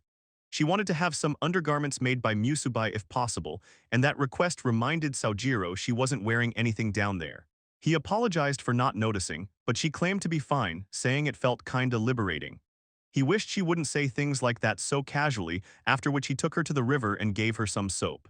He told her which spot would be fine to bathe. It was marked by the stones that also slow the river current there. She took off her clothes and slowly walked to the bath, wondering if this was really okay. She was really embarrassed being naked, but was somehow pulling through, thinking that adventurers do this all the time. Saojiro was keeping a watch from afar, hoping she would take a good bath since she might not have been able to in the forest until now. And moreover, she was kinda smelly till now, so that was also the reason she should bathe to make a better impression on Mischa later. Yano was feeling a sense of freedom while bathing without being on guard for a long time. Although after bathing, she realized how much she was smelling and apologized for spreading her stench everywhere. Saojiro told her it's fine, and he didn't offer a bath yesterday since she didn't seem to have energy for it. He then combed her hair, checking if there were lice on her. But he didn't want to let her know that, so he said that he was forced into bathing himself by the elf too, so he was in the same boat at Yano at the start. But inside, he wasn't that sure about what he just said. She told him he didn't smell bad, so he was better than her right now. He thanked her for the compliment and reminded her they should not let their guard down too much and get back to work more on their base. She stated that this divine tree forest was the most dangerous place in the world, where death was around every corner, but it was also really beautiful. Next, he decided to clear the land and cut timber for the cabin today, so the new resident Ayano could live there. Then she called him and said she would help as well. He told her it would be hard labor work, was she sure about that? Ayano still wanted to help and claimed that dark magic was mainly good at these sorts of works. She used some dark magic to lift up the table, and some invisible force lifted it for real. She could also make objects weightless, which might be helpful for him. He agreed it was indeed super helpful, in which case she decided her role in his to help him. While he cut the wood, she handled the heavy lifting with dark magic. Saojiro had then placed them on the stands so he could uniformly strip the bark off them, then cut them into planks and store them in Ayano's shadows. Earlier, Saojiro always had it easy with processing and crafting, but it was transporting and storing that took a long time. But now with Ayano here, she reduced the workload significantly with dark magic, and he was beginning to enjoy working with her at this speed. She was also glad to be of help, and after a bit he figured they should get started on the shed now. She agreed to him, although she looked a bit tired, so he decided to take a break. Sojiro realized he might have gotten carried away, forgetting that Ayano's stamina wasn't that high. Working with her was like working in zero gravity, and it did take up some of her energy to move things around, which made it efficient but not completely convenient. And while holding weightless objects doesn't require strength, pushing them around does. After the break, he asked her to grab that timber for her, and she tried her best to carry it with dark magic. Sojiro was starting to see her limitations, so he told her she was really working hard. But he asked her out of curiosity which method was easier for her, to use shadow manipulation or make objects weightless. She could choose whichever method took less burden on her, leaving her shocked when she realized she was being dumb from start. She used shadow manipulation to lift other timber, and the work became even more efficient now. Sojiro designed the framing, then walls, roof, outer wall, inner wall, and during all that he had to make adjustments here and there. Thanks to Ayano, who manipulated lumbar with just a flick of her finger, the work progressed very quickly, and not long after, the shed was completed before they knew it. She thought it was as if he used magic, but he reminded her she was the only magic user here. He told her she did good work today, and her dark magic was really incredible, as if he was working with heavy machinery. He noticed she had been sitting the whole time. Wasn't her back tired yet? She replied it was fine, and more importantly, she can't help but adore her own shed. A place for her to belong was finally completed. Sojiro thanked her for working hard. She asked confusedly if she did a good job. He agreed she did, and if she had not been here, they never could have built such a fine shack. Her eyes widened in awe, and she was truly overjoyed by being praised and appreciated. He asked her how was her stomach doing now. She replied being completely fine, in which case Sojiro decided to have a little heavy dinner today, bear hot pot. While the meal was cooking in a pot, he recalled that he had not been going hunting lately. So this meat was from the bear he killed when he met Ayano, and she had saved up some parts of the meat in her shadow. They enjoyed their meals, after which they had some tea to drink, and Sojiro recalled Mischa should be coming back tomorrow. He needed to explain to her about Ayano, and knowing her, she would probably accept Ayano anyway. At least that was how he thought things would go, but he never imagined that the next day, he would witness Mischa aiming daggers at Ayano. Apparently, Ayano was near the river doing some fishing for meals later, and she was able to get it done with ease through shadow manipulation. Although, even though she got the fish out of water, Ayano was kinda reluctant in holding it directly with her hands. She just hovered it with gravity magic, and Sojiro asked if she was not going to catch it with hands. She absolutely denied holding something like this, in which case he asked her why she was trying to catch them if she didn't like it. She replied it was because Sojiro handled fishing right after his bath the day before, so today, she wanted to help him and be useful as well. Sojiro can't just say no when she is trying to push herself like that and overcome her fears. She wasn't sure what to do now, asking him if they would grill it next. She ended up smashing the fish in the fire, unsure if that's how it was done. He told her to wait and proposed there's a better way to do it. First, she needs to gut the fish. Yano thought about it and tried using octopus legs to gut the fish, but it looked really gross. At the same time, someone shouted at Yano to stop, and something was thrown forcefully on her side. She wondered what was that just now, then the next moment she heard the same voice, telling her to stop using that magic of hers. Sojiro recognized the voice and saw that Mischa had returned. But she did not seem to be happy and on her guard. She asked Sojiro if he was still in his right mind, or was he influenced by dark magic. She rained down dozens of questions, and Sojiro tried to calm her down, assuring her everything's fine and it's just a misunderstanding. But when Mischa saw the new girl hiding behind him, Mischa felt bad to see he befriended a dark magic user while she was gone. Sojiro nodded and they did become friends, but she was not dangerous, and Mischa could see for herself he was fine. Mischa carefully lowered her weapons and walked up to him, sniffing to check if he was really fine. She confirmed Sojiro was normal, in which case she apologized for misunderstanding. At the same time, Ayano had to catch the falling fish with her hands, and was creeped out by a slimy feeling. Sojiro figured she would be fine after a bit, while Mischa observed Ayano and came to think she was not like other dark magic users. Sojiro had no idea how dark magic users were generally seen, to which Mischa replied for one to be able to use dark magic, they need to have faith in non-humans or curse people in chaos. Only they could accumulate the darkness required to use dark magic. Sojiro thought he might have an idea of what Ayano might have faith in. It was those weekly shonen mangas, since they were non-human objects and there was a wide variety of them. If he says so, Mischa believed him, and either way he welcomed her back home. She was also glad to be back, then there was this unexplainable silence between them for a moment. Both of them felt strange for some reason since they were meeting after a while. Ayano, on the other hand, just wanted to know what she should do with that fish. After that, Sojiro told her the story of how he met Ayano and who she was, and learned that she was from the same place as him. She mentioned it was already rare to have a guest from another world, and now there were two of them right in front of her eyes at the same time. It was extremely rare, and she found Ayano to be cute and lovely in her clothes. Ayano was having a bit of trouble standing in the bright light of cheerful aura Mischa was giving off, and that's how they came to know each other. Then he showed her the shack where Ayano would be living, and Mischa noticed it was like an upgraded version of what she and Sojiro have for their homes. He kinda explained the changes he made, including the door, but they don't really get everything he said. Mischa noticed something and asked them why both of them took their shoes off, and they replied to have done it out of habit. Mischa didn't know there was some tradition like that, and she went to take off her shoes as well. He told her it's fine, but she did not want to be left out. Sojiro told her that's not the case, and he has yet to make more changes to their places. Until then, it would be bad to come in without shoes actually. Ayano remarked he was so particular, and he explained a bit about the entrance he would make in future. She got the gist of it, and then asked about how they built the roof so high. Ayano explained it was done thanks to her shadow manipulation. Sojiro noticed both of them seemed to be getting along just fine, and to Ayano, this shed might be the fruit of her labor. He was kinda worried he might have made her work a bit too much, but she seemed to be happy in doing so since she was creating things for herself and doing what she wanted. Next, Sojiro was pouring something out of a pot, and Mischa asked him what he was doing. He claimed to have gotten plenty of oil from Ayano, and she collected it from far away. He avoided buying oil when he was in the town because it would have been hard to carry. But now since he had plenty of it, he figured he would make his local cuisine from Japan.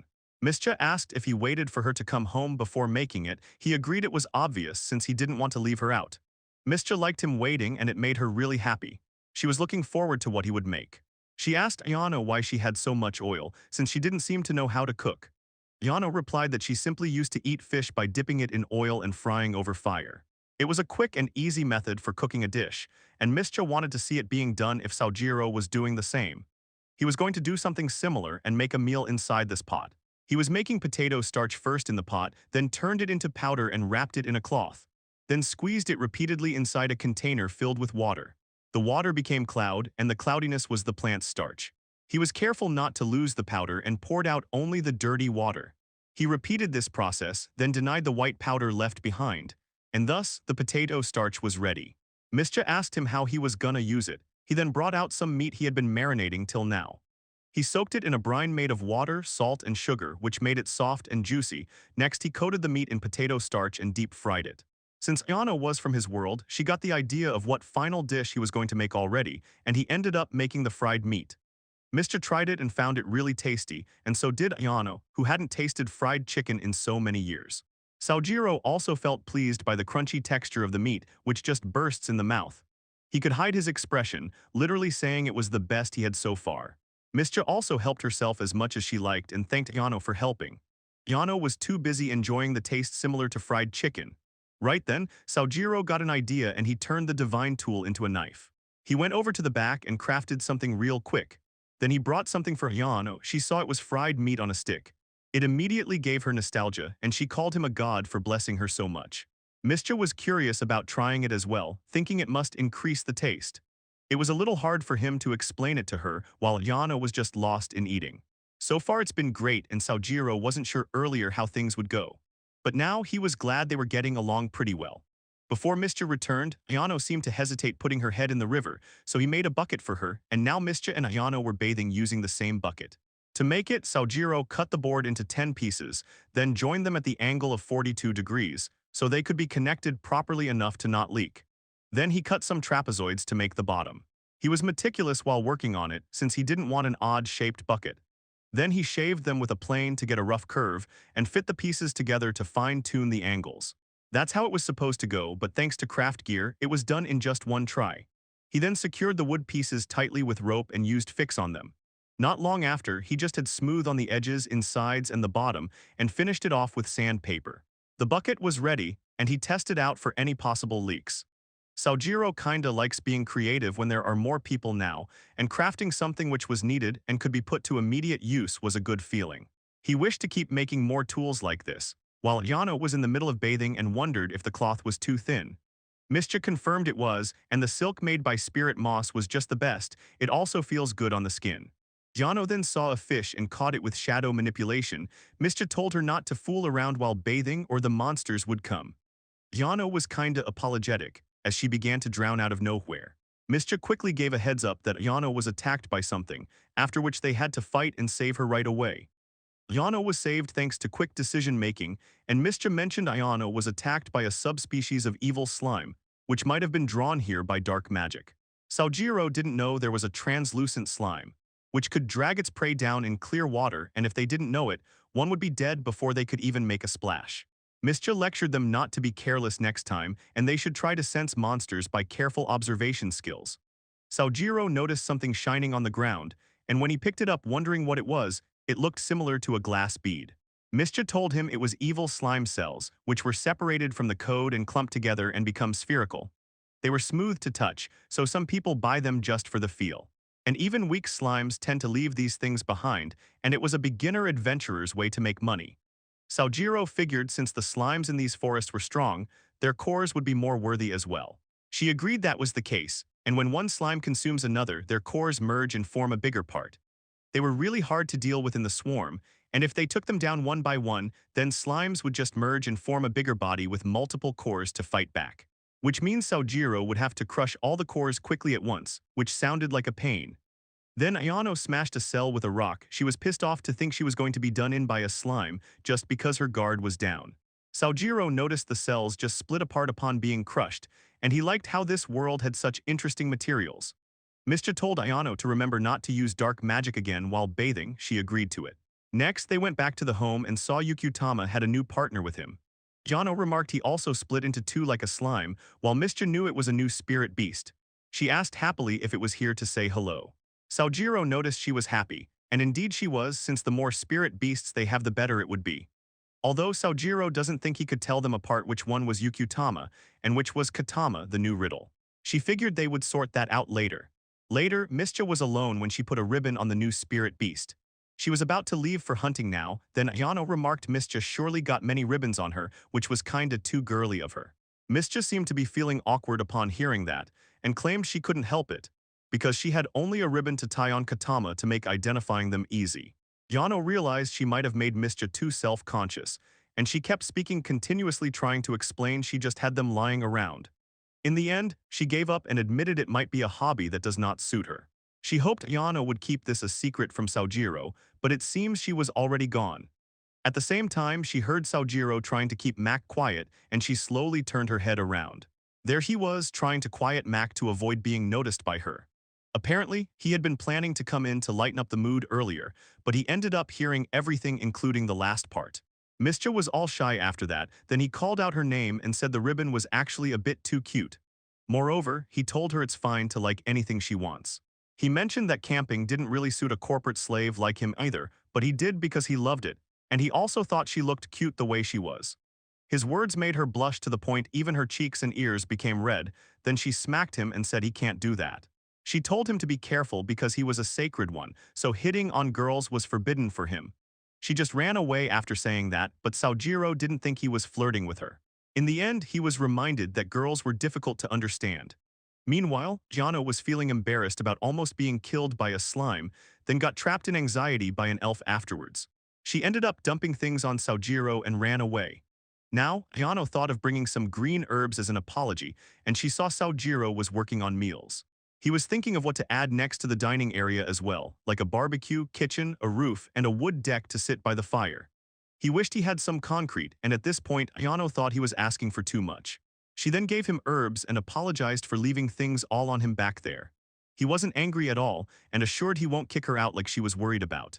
He then recalled that back in Japan, there was a concrete called tataki, which could be made with the materials they have right now. She asked if he could really make something like that. He replied he just red clay, gravel, and soaked like to do it. And the only thing they were missing was lime, and they could make it by burning shells. Even eggshells might work. Ayano offered to grab them from a bird's neck, but he doesn't know if they end up targeting a just laid egg or one which was about to hatch. She doesn't think it's a big deal, since they could just crack it open to check. Saojiro told her that if they end up coming across a half-matured egg, they don't even know how it could be used and just end up wasting it. She thought it would look disgusting and refused to eat another egg for the rest of her life. Sojiro was sorry to make her hate eggs, and it took a while to calm her down. For now, he figured the earthen floor could wait, and they would set it up to protect against rain and dim while keeping the open air feeling. Basically, he wanted an outdoor dining area, and Ayano thinks he was kinda particular about this stuff. He just felt presentation was important for enjoying their meals, and if they stopped caring, their food would start tasting like sand. Not only that, Ayano would also like it when it's done. Now that she thinks about it, she would enjoy her meals more if that was done and thought it was a good idea. But she has been meaning to ask him one thing. She asked him what that small house was for. Sojiro was thinking of making a shrine to house the divine statue. Since he had been building huts all over the place without any proper ceremonies and a proper center, he wanted to make something to enshrine it. But he ended up getting distracted and made the roof of this one halfway, then he kept adding more stuff and it looked like a house. He figured it would be a good practice for a house he would build one day. She didn't know he had plans for even more proper houses, then Mischa came and asked what they were doing. When she saw the tiny house, she found it really cute. Ayano told her it's a prototype and he would make the real thing soon. Mischa asked where her room would be, trying to look at it in the model, and Ayano pointed in the attic, which seemed good enough for her. Mac barked, as if to remind Mischa of something. She claimed to have bagged something big this time and would need their help, especially Ayano's, to carry it over to the river. Ayano went with her for the work, and Sojiro figured he should get started on the dinner. But right then someone called him master and welcomed him to her home. Sojiro asked who it was and noticed the sound came from the small house he built. He saw a small thing coming out of the house, and she had small wings, which could only describe one thing, that she was a fairy. After the fairy appeared, she claimed this house for herself, and in exchange she promised to assist Sojiro. When others came back, Mischa was surprised to see a fairy here, while the fairy claimed she was a bit too extraordinary from others, so she ended up wandering around and found this spot. Mischa got that fairy had no idea how she reached here then, and Sojiro asked Mischa if this fairy was an acquaintance of hers. Mischa denied not at all, but he thought she was talking really informally for the first meeting. Mischa claimed talking to a fairy was a pain and told him to just ignore half of the things the fairy said. The good thing was the fairy was not a bad creature, and since she says she would help with handiwork, they might as well let her. Sojiro only got the part that the fairy wasn't evil, and he allowed the fairy to use that house. She thanked him, referring to him as master, then he asked her for her name. She replied it was Cineria, and at the same time Ayano returned from her work to ask where she should put the butchered meat. When Ayano saw the fairy, she was surprised, but when the fairy saw her, she sensed the presence of the dark magic and attacked Ayano right away without a warning. The fairy thought it was unexpected to think there would be a dark mage where she was, and as a fairy, she decided to eliminate evil. Sojiro stepped forward and told her to stop, assuring that Ayano was harmless and Cineria misunderstood her. He carried Ayano to the front to show she was totally harmless. Fairy asked Sojiro if he was really alright, trying to make sure he wasn't influenced by dark magic or having any nightmares recently. Sojiro replied he was fine, and Mischa guaranteed he was speaking the truth. Cineria was finding it rather intriguing, since dark mages were well known to be chaotic and evil. Cineria thought her master must be amazing, but more importantly, Sojiro asked Cineria to apologize to poor Ayano because she terrified him out of nowhere. The fairy obeyed her master and offered an apology. But while she looked closely at Ayano's crying face, Cineria trembled a bit, and Sojiro asked her if she was also terrified. Cineria refused to be scared, claiming she was a superior fairy who does not fear anything. But clearly she was afraid, and he could see it from her shaking. He asked can't they just get along with each other. Cineria promised to try. After some time, Ayano began hiding behind Sojiro, worried that she could be attacked by that fairy anytime. And so, though it was a bit chaotic, Sojiro's camp gained another resident, and this one seemed to love living a bit lavishly and didn't hesitate in making more requests. Even Sojiro thought she was the noisy type, and her demands would only increase with time. He told her they don't have many clothes to block out air and provide cushioning.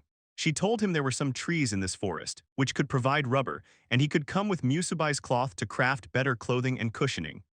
Sojiro learned something new, as Cineria seemed to know a lot about the divine tree forest. He kinda understood half of what she said and couldn't even recall it now. She told him that by actively utilizing her help, Sojiro could gain more resources. She noticed he didn't seem focused and asked if he was aroused or distracted by her beautiful body. He denied that's not the case, and the fairy asked him what he thought of her now, since she was being really helpful despite being so small. And if needed, she could go out and collect the rubber for him. She asked him for something sharp to do it, in which case he made a knife for her. She didn't have any trouble holding the knife and told him it was quite a fine piece of work. She then added that when making beds, he should also make one for himself. He wondered why she worried about him, but she was just trying to look out for his needs in case he needed bed sometime soon for great nights. Saojiro can't seem to understand how he ended up with this pervert fairy, and as she left, he told her to let him know when she needed to move sap later.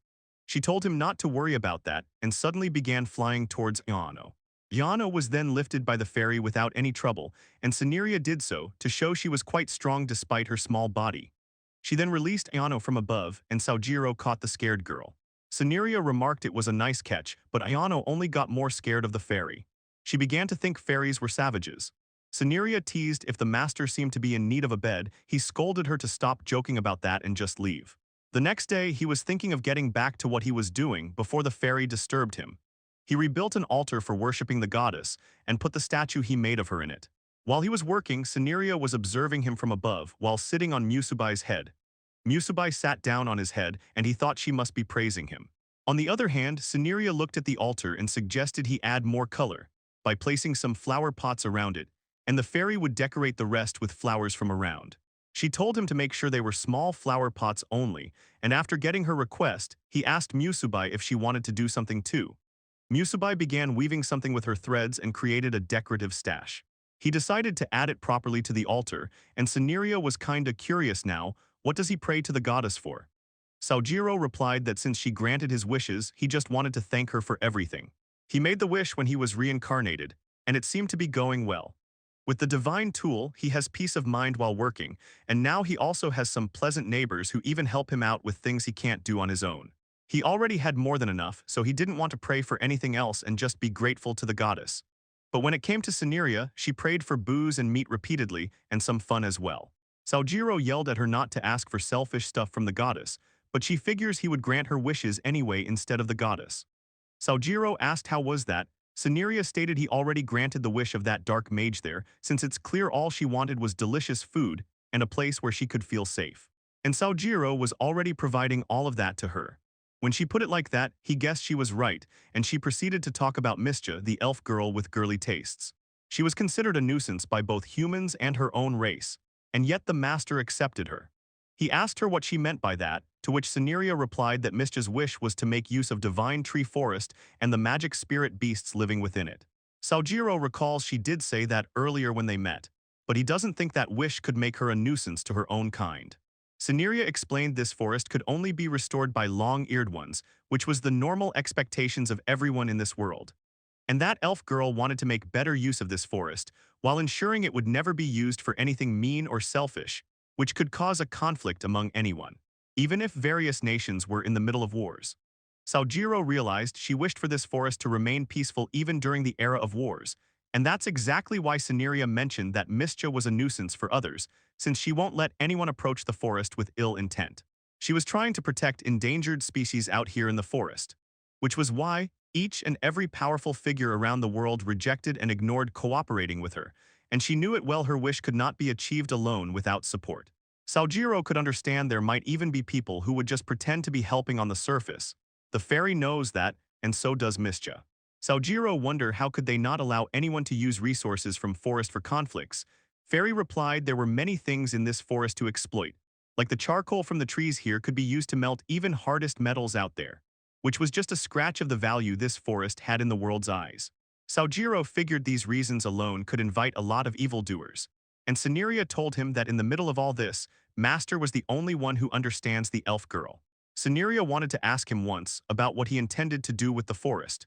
He thought about everything he learned and replied he doesn't have any great ambitions, so he hasn't thought about doing anything other than eating food and living his life peacefully. Thus, he won't let the forest be misused for anything and cherish both the forest and this wholesome life of his.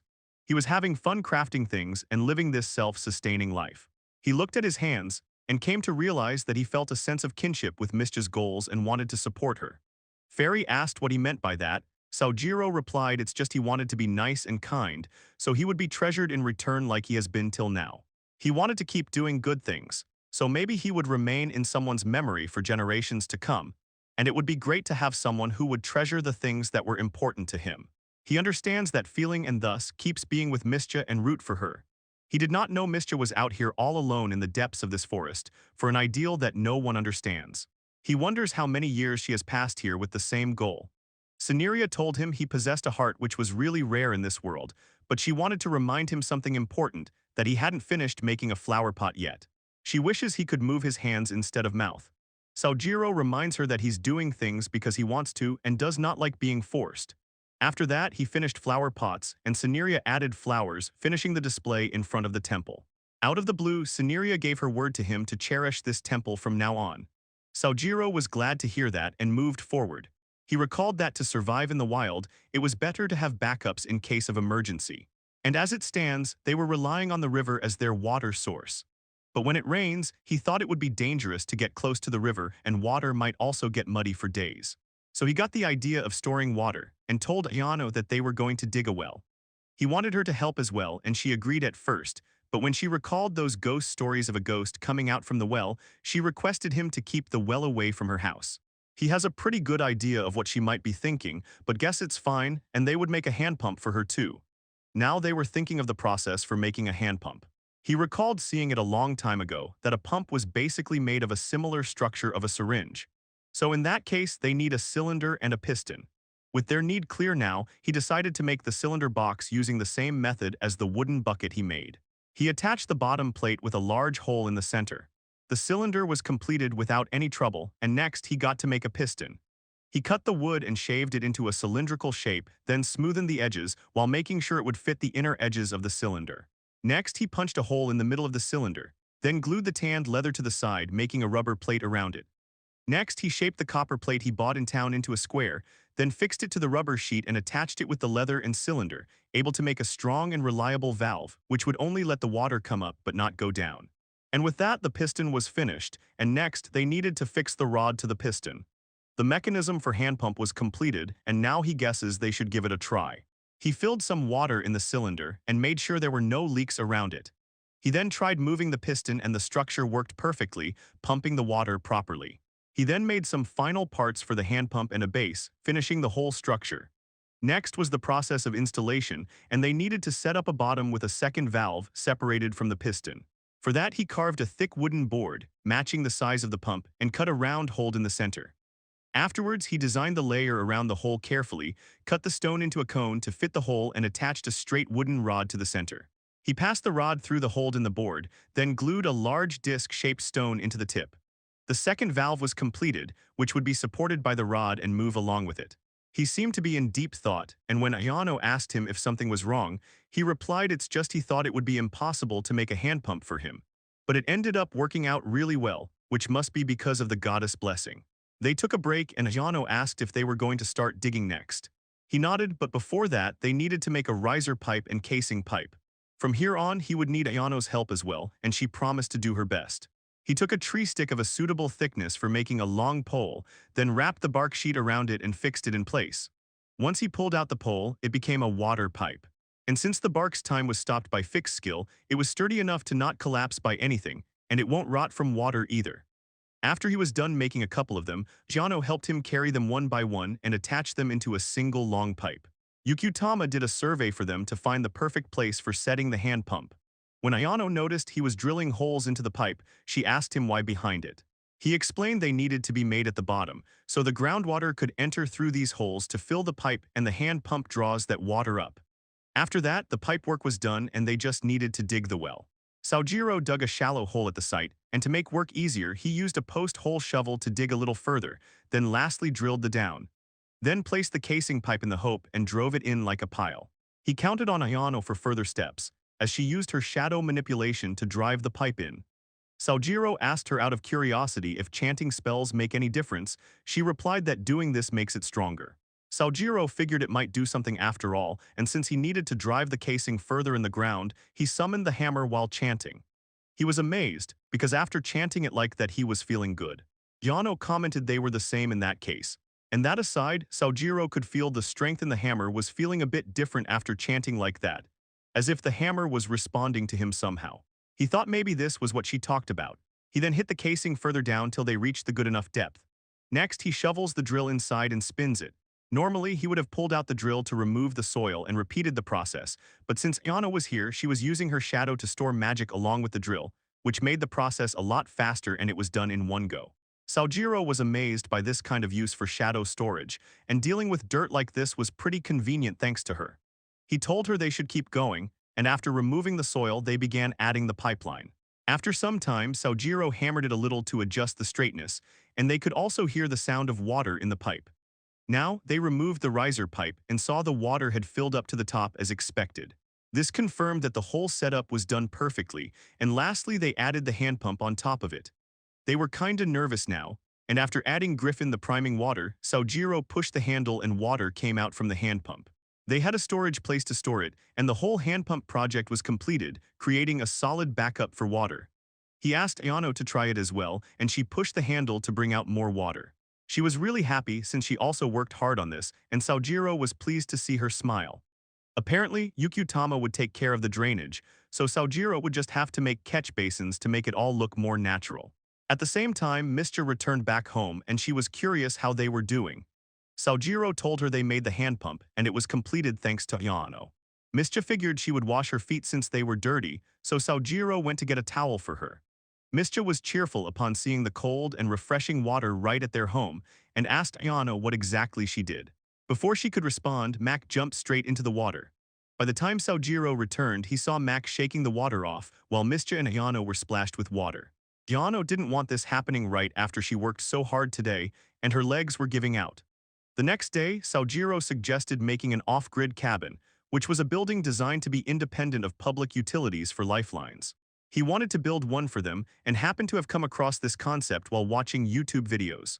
Ayano got an idea of what he was talking about, but she asked how he watched those boring videos. He mentioned it had girls working on it, and it had tons of views which got him curious. Ayano asked if he meant those videos with girls having a clickbait thumbnail on them highlighting their boobs. Saojiro gave a poker smile and just drank water, not expecting her to catch on to that. Mischa teased him, as she came to know he was actually watching boobs that time. He kept repeating he only watched because of high views, but Ayano knows better. He wished she would learn to keep quiet at times, and moving forward, he mentioned there were a lot of different frames of cabins in the videos. And what he wanted to make was supposed to be a rest house. The ones where they have all the sitting and resting places inside and gather there. He figured they could also have dinner together there, making it more enjoyable. Mischa didn't mind at all and wondered why he needed to ask that. Saojiro replied because he was going to make it big, so it might even take them a few days. And even though Mischa and Ayano could work on other useful things, he wondered if they could help him make something irrelevant like this. Both Ayano and Mischa didn't expect him to feel uncertain about something like that, and they looked at each other before answering him that they would be happy if he thinks about his own feelings more. So if he wants to build it, he doesn't need their permission and can do whatever he likes.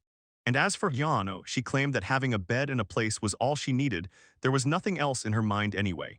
So she just does whatever as long as he doesn't kick her out.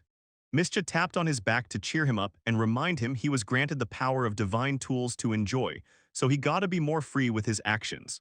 Saojiro was thankful to both of them, and he began working on the structured design of the cabin. He drew the designs on paper, and while he was working on it, Saneria came to ask if he finally decided to build a sleeping place for her. She told him it's a good decision if that's the case, but Saojiro was kinda amazed by her pride, which was bigger than a human's. She warned him not to mention words like big and small because she hated them due to her tiny size. She even threatened to fill the cedar pollen down the throat of Ayano. Ayano shouted why Saneria didn't think she could hurt her master, so Ayano was the only option. Saojiro told Saneria to leave her alone and she obeyed him. Ayano had formed this image of fairies being barbaric in her mind, and Saojiro could feel relationships between those get complicated real quick. Saneria asked again if he was making a bedroom. He replied it was a rest house. In that case, she asked him why don't he make the window bigger. Saojiro noticed she doesn't mind if she uses the word big, and mentioned he doesn't have any glass, so making windows larger wasn't meaningful. But then he wondered if she had a way for them to have glass. She did know something, which was not exactly glass, but Saneria could make a thin, transparent sheet with wood and water. And also, the dissolving liquid from a silky moss like musubai. Saojiro can't thank musubai enough for just how useful she was, and as for the fairy, she claimed she would be the one making it, not that moss. Saojiro bowed and requested her to go ahead and make it. Saneria did everything she said and really made something like glass called CNF film. Saojiro was extremely grateful for that and learned that some trees were made of hardened cellulose, which was used to make this glass by thinning it out with fairy magic. He recalled hearing of something like that once, and this CNF film was lightweight, high strength, and airtight, yet being stronger than steel. And most importantly, it was transparent like glass. Soneria asked if they could make windows now. Saojiro confirmed it would work perfectly, in which case she had demands for him to make a bedroom. He told her he didn't mind, but he was making a shared space right now. Soneria didn't mind at all and told him to do as he wished. He asked if she was actually planning to take it over later. She looked the other way, vaguely claiming it's not like that. But she was totally gonna fight for it. Soneria disappeared afterwards, leaving him with a bit of worry and more work to do. But it was fine since he got materials ready thanks to her. Saojiro recalled creating a wedge-shaped box would be enough to make a good A-frame cabin, for which he first laid down a foundation of large stones, then built a base with a square frame and thin boards. On top of that, he created a layer for air using CNF film, like double-paned glass. It made the foundation both waterproof and insulated, and he could move on to laying down solid wood boards to finish the floor. Next was the parts for roof and walls, for which he lined up more frames on the floor, making the basic structure clear. It looked like a triangle to Ayano. He stated it's because the design followed it. Next, she helped him lay the loft floor before doing the walls, and she was kinda eager to see the final design, as the place seemed like it would be a dark, cramped place. Saojiro put up the windows afterwards, then installed the door and siding as well. He also applied CNF film over the outer walls for waterproofing and some ventilation support. She asked him why don't he just fix everything with his skill, since they won't need to apply CNF on the outer roof that way. He reminded her that his fix skill made the bucket completely waterproof, and if he used the same thing here, he was worried they would suffocate due to using too much airproofing as well. After applying the film, he painted the cabin with black color, and after a few days of adjustments and work, the cabin was finally finished. Mischa asked to say 2 words about the cabin before they checked it out. He replied it was tough work, but seeing the result, it turned out better than he imagined. So it was worth it. She commented he sounded like a craftsman there and gave her opinion on the cabin looking really well made. She could feel the concept of unity in the building, since it was finished thanks to many races working together in harmony, guided by the divine tool's touch. Mischa thought it had a nice atmosphere to it. Saojiro was left in awe by her amazing feedback. Then Soneria came and pointed out it was a very elf-like opinion. Mischa reminded her she was an elf. Soneria added elves see both outside and inside for an opinion. But Mischa seemed to be just fine with the outside. No wonder she doesn't care if others don't get her and call her arrogant. Mischa was ticked off by that remark and warned Soneria to choose her words wisely, since Mischa only gave an initial look at the cabin and it wasn't over. Soneria sighed, claiming to be just teasing her, and that aside, she liked the aesthetics of the cabin. Despite the lack of fancy designs, it looked really well while hiding the joints with a good design. But the plain black paint was supposed to often blend into the scenery, and yet this one kinda stood out in the forest. Overall, Soneria remarked it was excellent work by the master, and Saojiro was happy by her feedback. Mischa was shocked as she just lost to that fairy in giving better feedback, and told Saojiro she was also thinking the same thing. Soneria told her better choice of words always wins, which she had, not Mischa. Saojiro added Ayano also worked hard on the cabin with him, and she wishes he won't drag her into the troublesome stuff. He remembered she was an introvert and quickly changed the topic, saying they should check it from inside now. Mischa saw there was also a bed, and Saojiro made one like the fairy requested.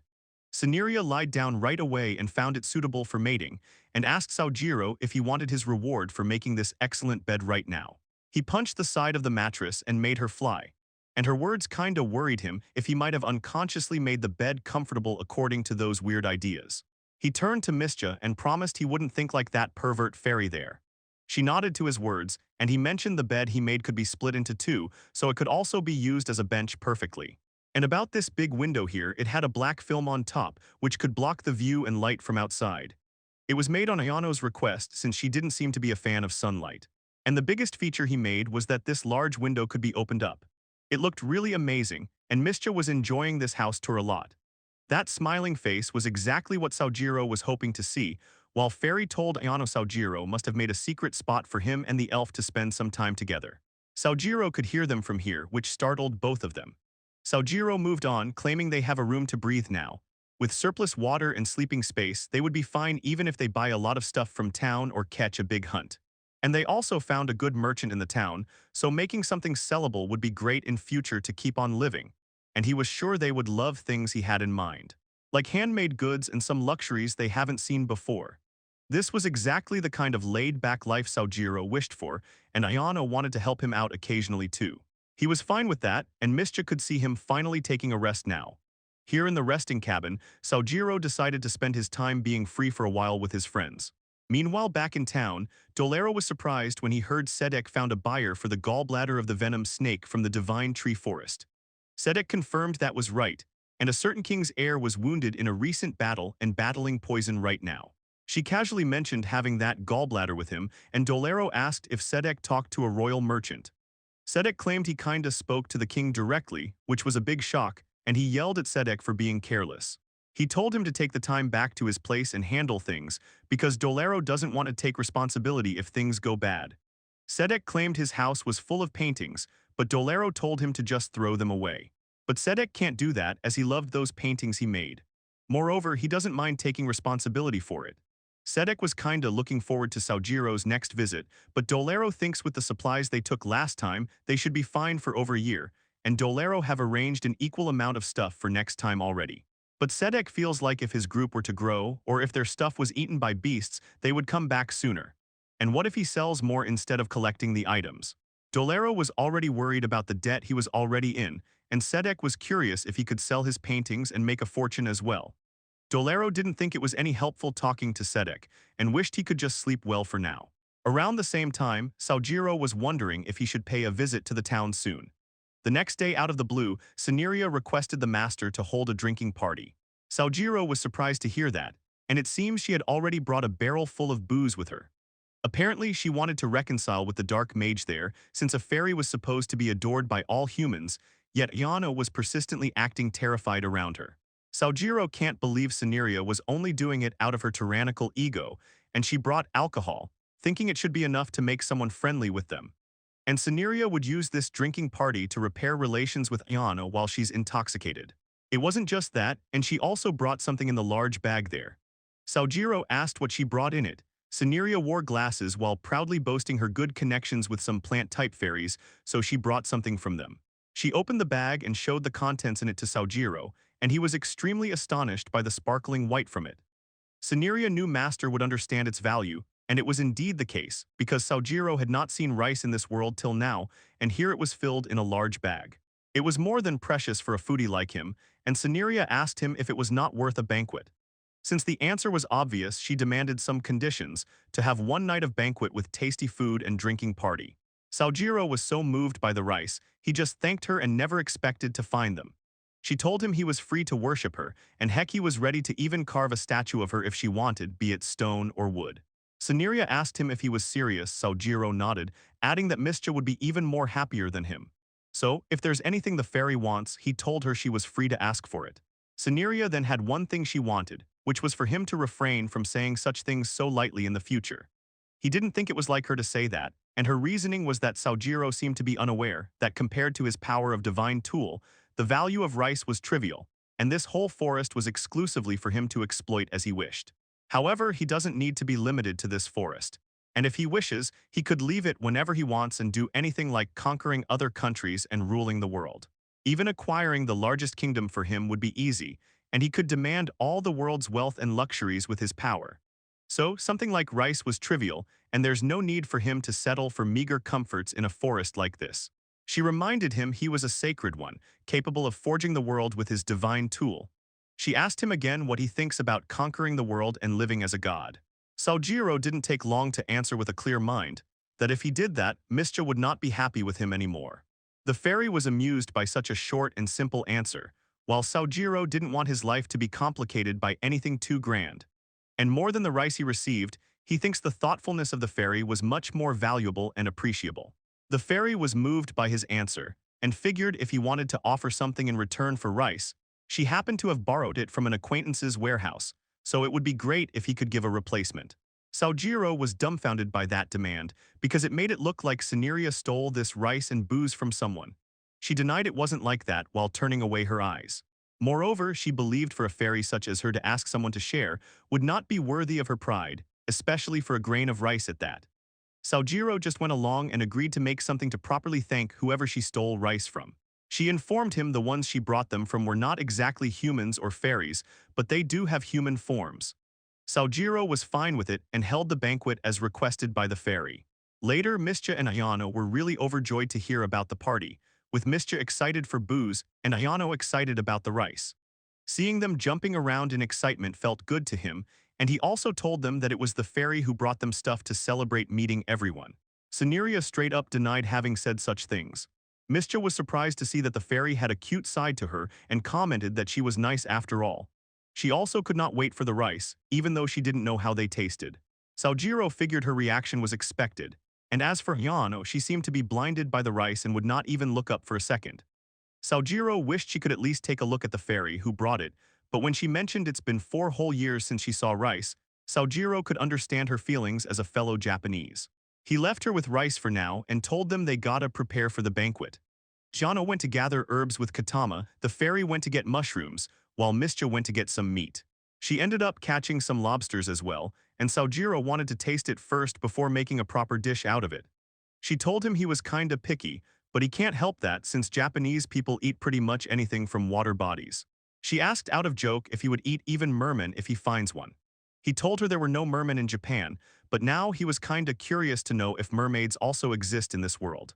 She confirmed they obviously did, but then noticed the serious look on his face. She was kinda worried, and he told her it was just a joke and he didn't mean anything by asking that. Mischa was relieved to hear that and she splashed some water on him. He played with water for a bit while recalling a tale from old Japanese legends. He skipped that for now and went to cook after collecting all the ingredients. Mischa handled making the potato starch, Ayano handled making flour with the wheat they brought from town. He made a stone mill for that purpose, and while others were busy in their work, Sojiro was handling the knife work. He also raj a taste test of the shrimp caught earlier, and it tasted pretty good with a rich flavor to it. Mac came to him and started wagging his tail. Sojiro asked if he wanted some shrimp as well. He gave a little portion of it to Mac, and he seemed to have liked it so much he started running around. Although when he indicated to want more of it, Sojiro had to say no, and the poor Mac went away with a sad look on his face. Sojiro felt bad, so he offered one more piece, but Mischa was sitting there instead, also wanting to try it. She opened her mouth as if wanting him to feed her, and he could not just say no to her. He ended up feeding her more, and she found it delicious. She called out Yano to come and try as well. Yano was wondering if she was supposed to get on all fours to try a piece as well. He told her there's no need for that, and another fillet was gone in just the tasting process. Later in the night, the dinner was ready, and they began with a toast with a glass of booze.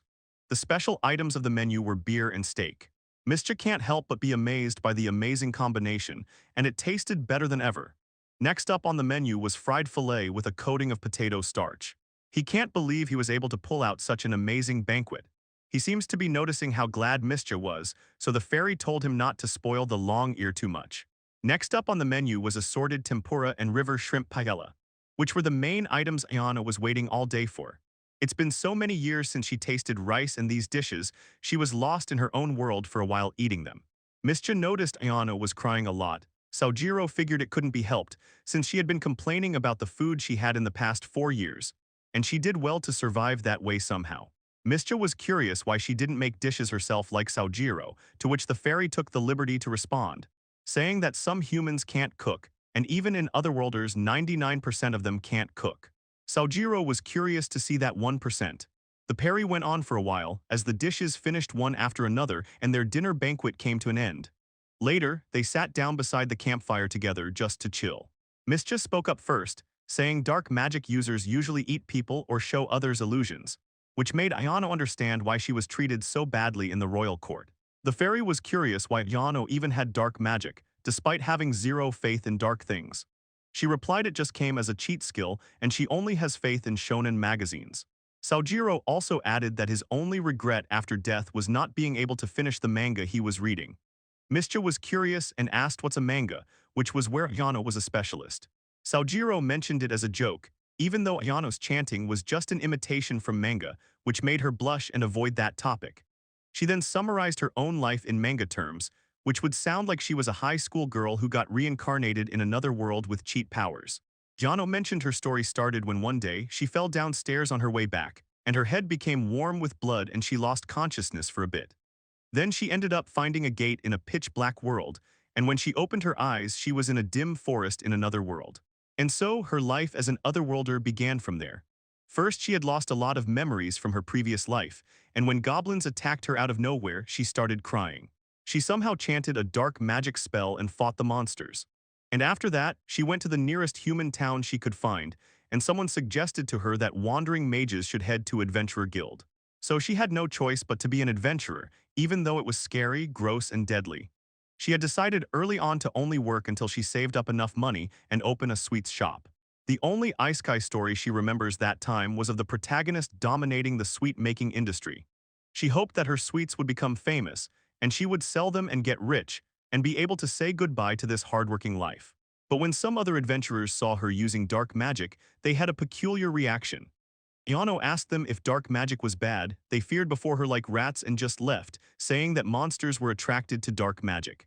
Ayano realized she had been inviting monsters to near-town areas without knowing it, and she thought getting companions must be nice. But a loner like her could not make any friends, and she happened to see some strong adventurers who were surrounded by many people. She thought if she also became stronger, more people would talk to her. But one day she ended up meeting another dark mage and got a grimoire from them. That dark mage told her they were different from ordinary mages, and he asked her to open some gate or some sort to summon a demon. She had no idea what that guy was saying, and when she tried to read the grimoire, none of the words made sense to her. She then automatically started remembering things about dark magic and realized it could only summon dangerous and gross beasts. But she wanted something cuter instead. She continued to fight monsters with dark magic since it was the only thing she could use, and she felt great upon becoming stronger. She thought now that she got strong enough to wipe out a monster nest by herself, she might be revered as a cool person and people would come to talk to her. But they were instead terrified to think they had a dark magic user with that kind of power. They started calling her a witch, and Ayano's plan didn't work at all. Then one day she heard cries for help and helped some guys out of trouble. They were the same duo from before, and they claimed to have come here after hearing rumors of a suspicious cultist controlling monsters. Ayano asked if they meant her, and the girl admitted she was wrong since she saw monsters were attacking Ayano as well. The guy was thankful for Ayano saving them, and the girl claimed Ayano was the most suspicious one before she saved them.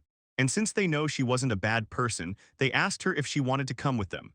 They have heard things like Ayano liked to be alone and all, but they were worried she might be misunderstood by others as a bad person if she returns alone. She was really happy to be approached, and when they asked her for her answer, Ayano mustered up courage to say yes and join them. She was really happy to finally have some friends, thanks to the dark magic and that grimoire guy. However, the next day they found the cultist and he had a lot of monsters under his control. They got into a fight and Ayano fought them seriously.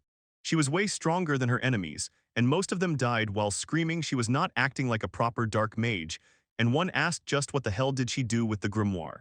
At that time she wondered how this guy knew about the grimoire and didn't really get it. Then the guy spoke his last words, this world was evil, after which he killed himself.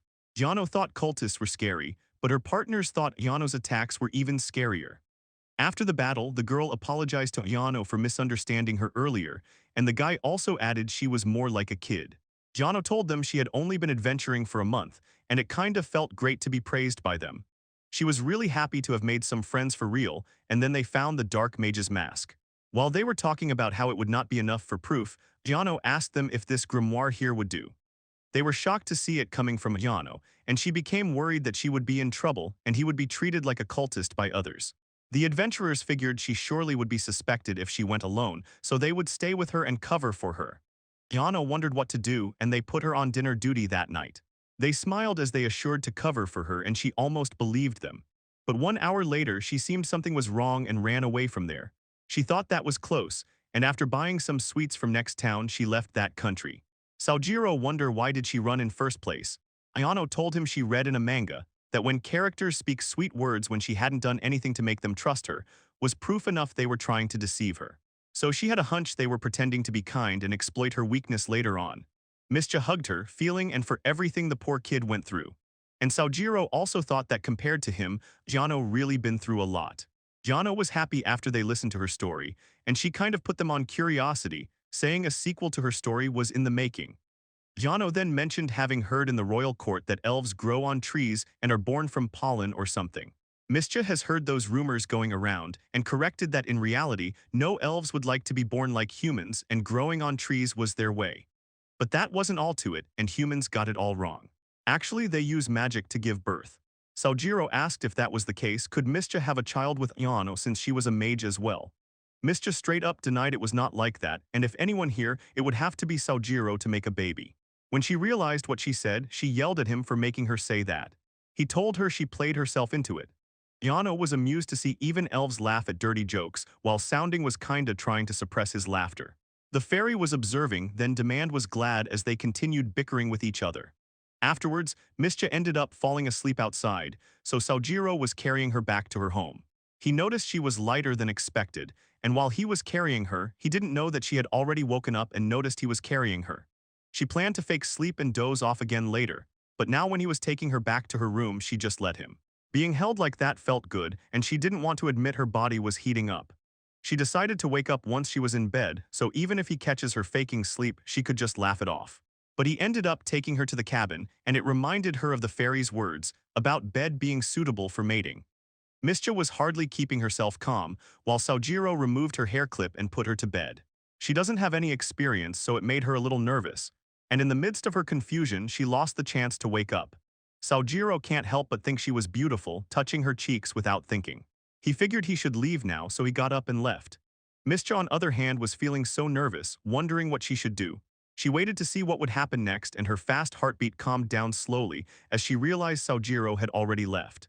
She was kind of feeling unsure what to feel about just being left on the bed, and when she woke up, she saw the fairy sitting there with a mug of booze watching the scene play out. Mischa asked her if she had been here the whole time. Saneria replied with a question, asking if she wanted to hear what Saneria saw and what comments she got to say. Mischa warned her she won't finish her words, seeing which Saneria just quietly took her leave. Mischa cursed the fairy as she turned to sleep. Then she saw Ayano and asked her if she was awake. Ayano kept her eyes closed while saying she was sleeping. Mischa recalled she was also carried like her and asked if she pretended to be asleep the whole time. Why didn't she open her eyes if she was awake? Ayano replied she didn't know what to do and that was just it. Mischa called it all Saojiro's fault and Ayano agreed with her. Apparently, in her whole 200 years of life she has never panicked like this. And it wasn't even anything like love, she just didn't think it would be fine for an elf and human to be a thing. Ayano figured Japanese guys would be fine with elves, but on second thought it was uncertain. Mischa urged her to answer if that was a yes or a no. She doesn't think it matters, but to Mischa it does because she used to turn people down by saying the exact same line. Ayano was curious to hear more about that story and they kept talking. Meanwhile, the fairy went to Saojiro and asked if he was awake. He nodded, and she muttered she should have brought wine instead of beer from her acquaintance's warehouse. Saojiro asked her where she had been till now. The fairy replied she was just doing some art appreciation. She then told him he did good work and wondered if she meant that for helping her make up with Ayano. Saneria figured that was the case too, and now she has leverage over Ayano. There was no problem anymore. Saojiro thought that was the problem itself, and either way, they deepened their bonds at drinking parties. Or so he thought, but the next day when he was on watch over the bath, he only looked at Mischa normally, and she went off jumping into the water to hide. He noticed she had been acting strange since morning. Did he do something when they were drunk or something? Fairy kinda hinted it might be right, and that aside he went on to garden works next. While he was working with Katama, he noticed Mischa left for hunting just like that today. He wondered if she was okay. Then Mac came barking as if there was an emergency. He asked Mac where Mischa was and he began guiding him to somewhere. Saojiro understood what Mac was saying and even Katama began running to follow Mac. He became worried about Mischa and followed Mac as well. After running for a while, he could see a silhouette in the distance, which seemed to belong to Mischa from a closer look. He tried calling her out and was shocked to find her covered in blood. He asked her what happened, was she okay? And also why was there blood all over her? She assured him the blood was not hers, but this little one's she found over here, referring to a dragon lying down on ground injured. Later, they brought the dragon back to their home and she apologized for suddenly bringing a dragon home. He told her it was okay, he would have done the same thing. They placed the dragon in Mischa's house for now, and currently it is scared and wary of them. Mischa stated that dragons were said to be extinct, and this one seemed to be a sub-dragon species called a wyvern. When she found it injured, Mischa struggled to decide if she should leave that thing like that in the forest or not, and decided to take it in. She got covered in blood while trying to tie the wyvern to calm it down. and she had Mac to call Sojiro so he could protect them against the monsters approaching them after being drawn by blood scent. Now he told her to go wash off that blood for now, and she agreed with him. She ran over and washed herself real quick and returned. Sojiro was playing with Mac in the meantime, while she quickly checked up on the condition of the dragon by hearing sounds from the house, and it seemed to be still restless right now. She mentioned it might scratch up walls, but it was totally fine with Sojiro. They could fix it later. Mischa was thinking what was the best way to help the dragon heal since it doesn't trust her yet. So she could do minimal assistance while relying on its natural healing. She asked Sojiro if she could get some leafy branches and put them inside.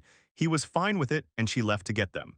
Sojiro could see Mischa was kinda restless, and the next morning, he was woken up by Mac before the usual time. He had a sad look on his face, and Sojiro wondered what happened since it was before dawn. He noticed Mischa was standing over there and went to ask her what she was doing.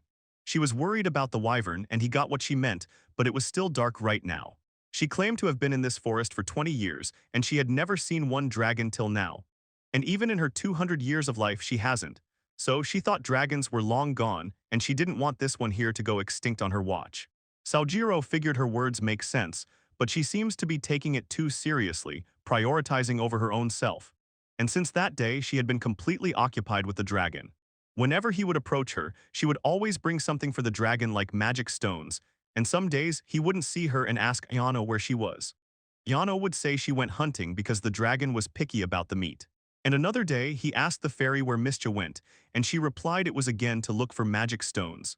Sojiro thought their timing was off, and Fairy did not like being put at the watch for dragon's care by Mischa. Another day went by without seeing Mischa, and Mac has also been feeling down now. Mischa was running around so much Mac could not keep up, which made him curious if the dragon was doing fine. Days passed by without a proper conversation with Mischa, and when he saw her one day she seemed to be lacking sleep. And yet she refused to sleep. He didn't want to disturb her rest, so she asked him if he needed something. He replied it's fine, just told her to get some rest herself. He didn't want to disturb her in the middle, then Mischa called him out and asked if there was something wrong after all, given how she has not been normal lately. She asked if she had been slacking off too much because of the dragon, in which case she promised to help out later. He told her it's not that, he just wanted to ask something. He mentioned it was related to that dragon, and asked if he could see or touch it. Mischa asked him if he was interested in dragons, to which he agreed and expressed how badly he wanted to pet it. Mischa was happy to see he also liked to meet the dragon, and assured him the dragon was tamed now. He could pet it just fine, after which she asked him to come inside the house. The wyvern seemed to be on guard when it saw Sojiro, and he asked her if it was really fine. She hugged him to show he was completely safe and was a friend of his. The dragon seemed to be calm now and let him pet its neck. Sojiro approached the dragon little by little and managed to pet its neck. It felt great. Then the dragon started looking at him a bit differently, as if it sensed something, then it looked above. Sojiro thought maybe the cabin was too small, so he should take the roof off.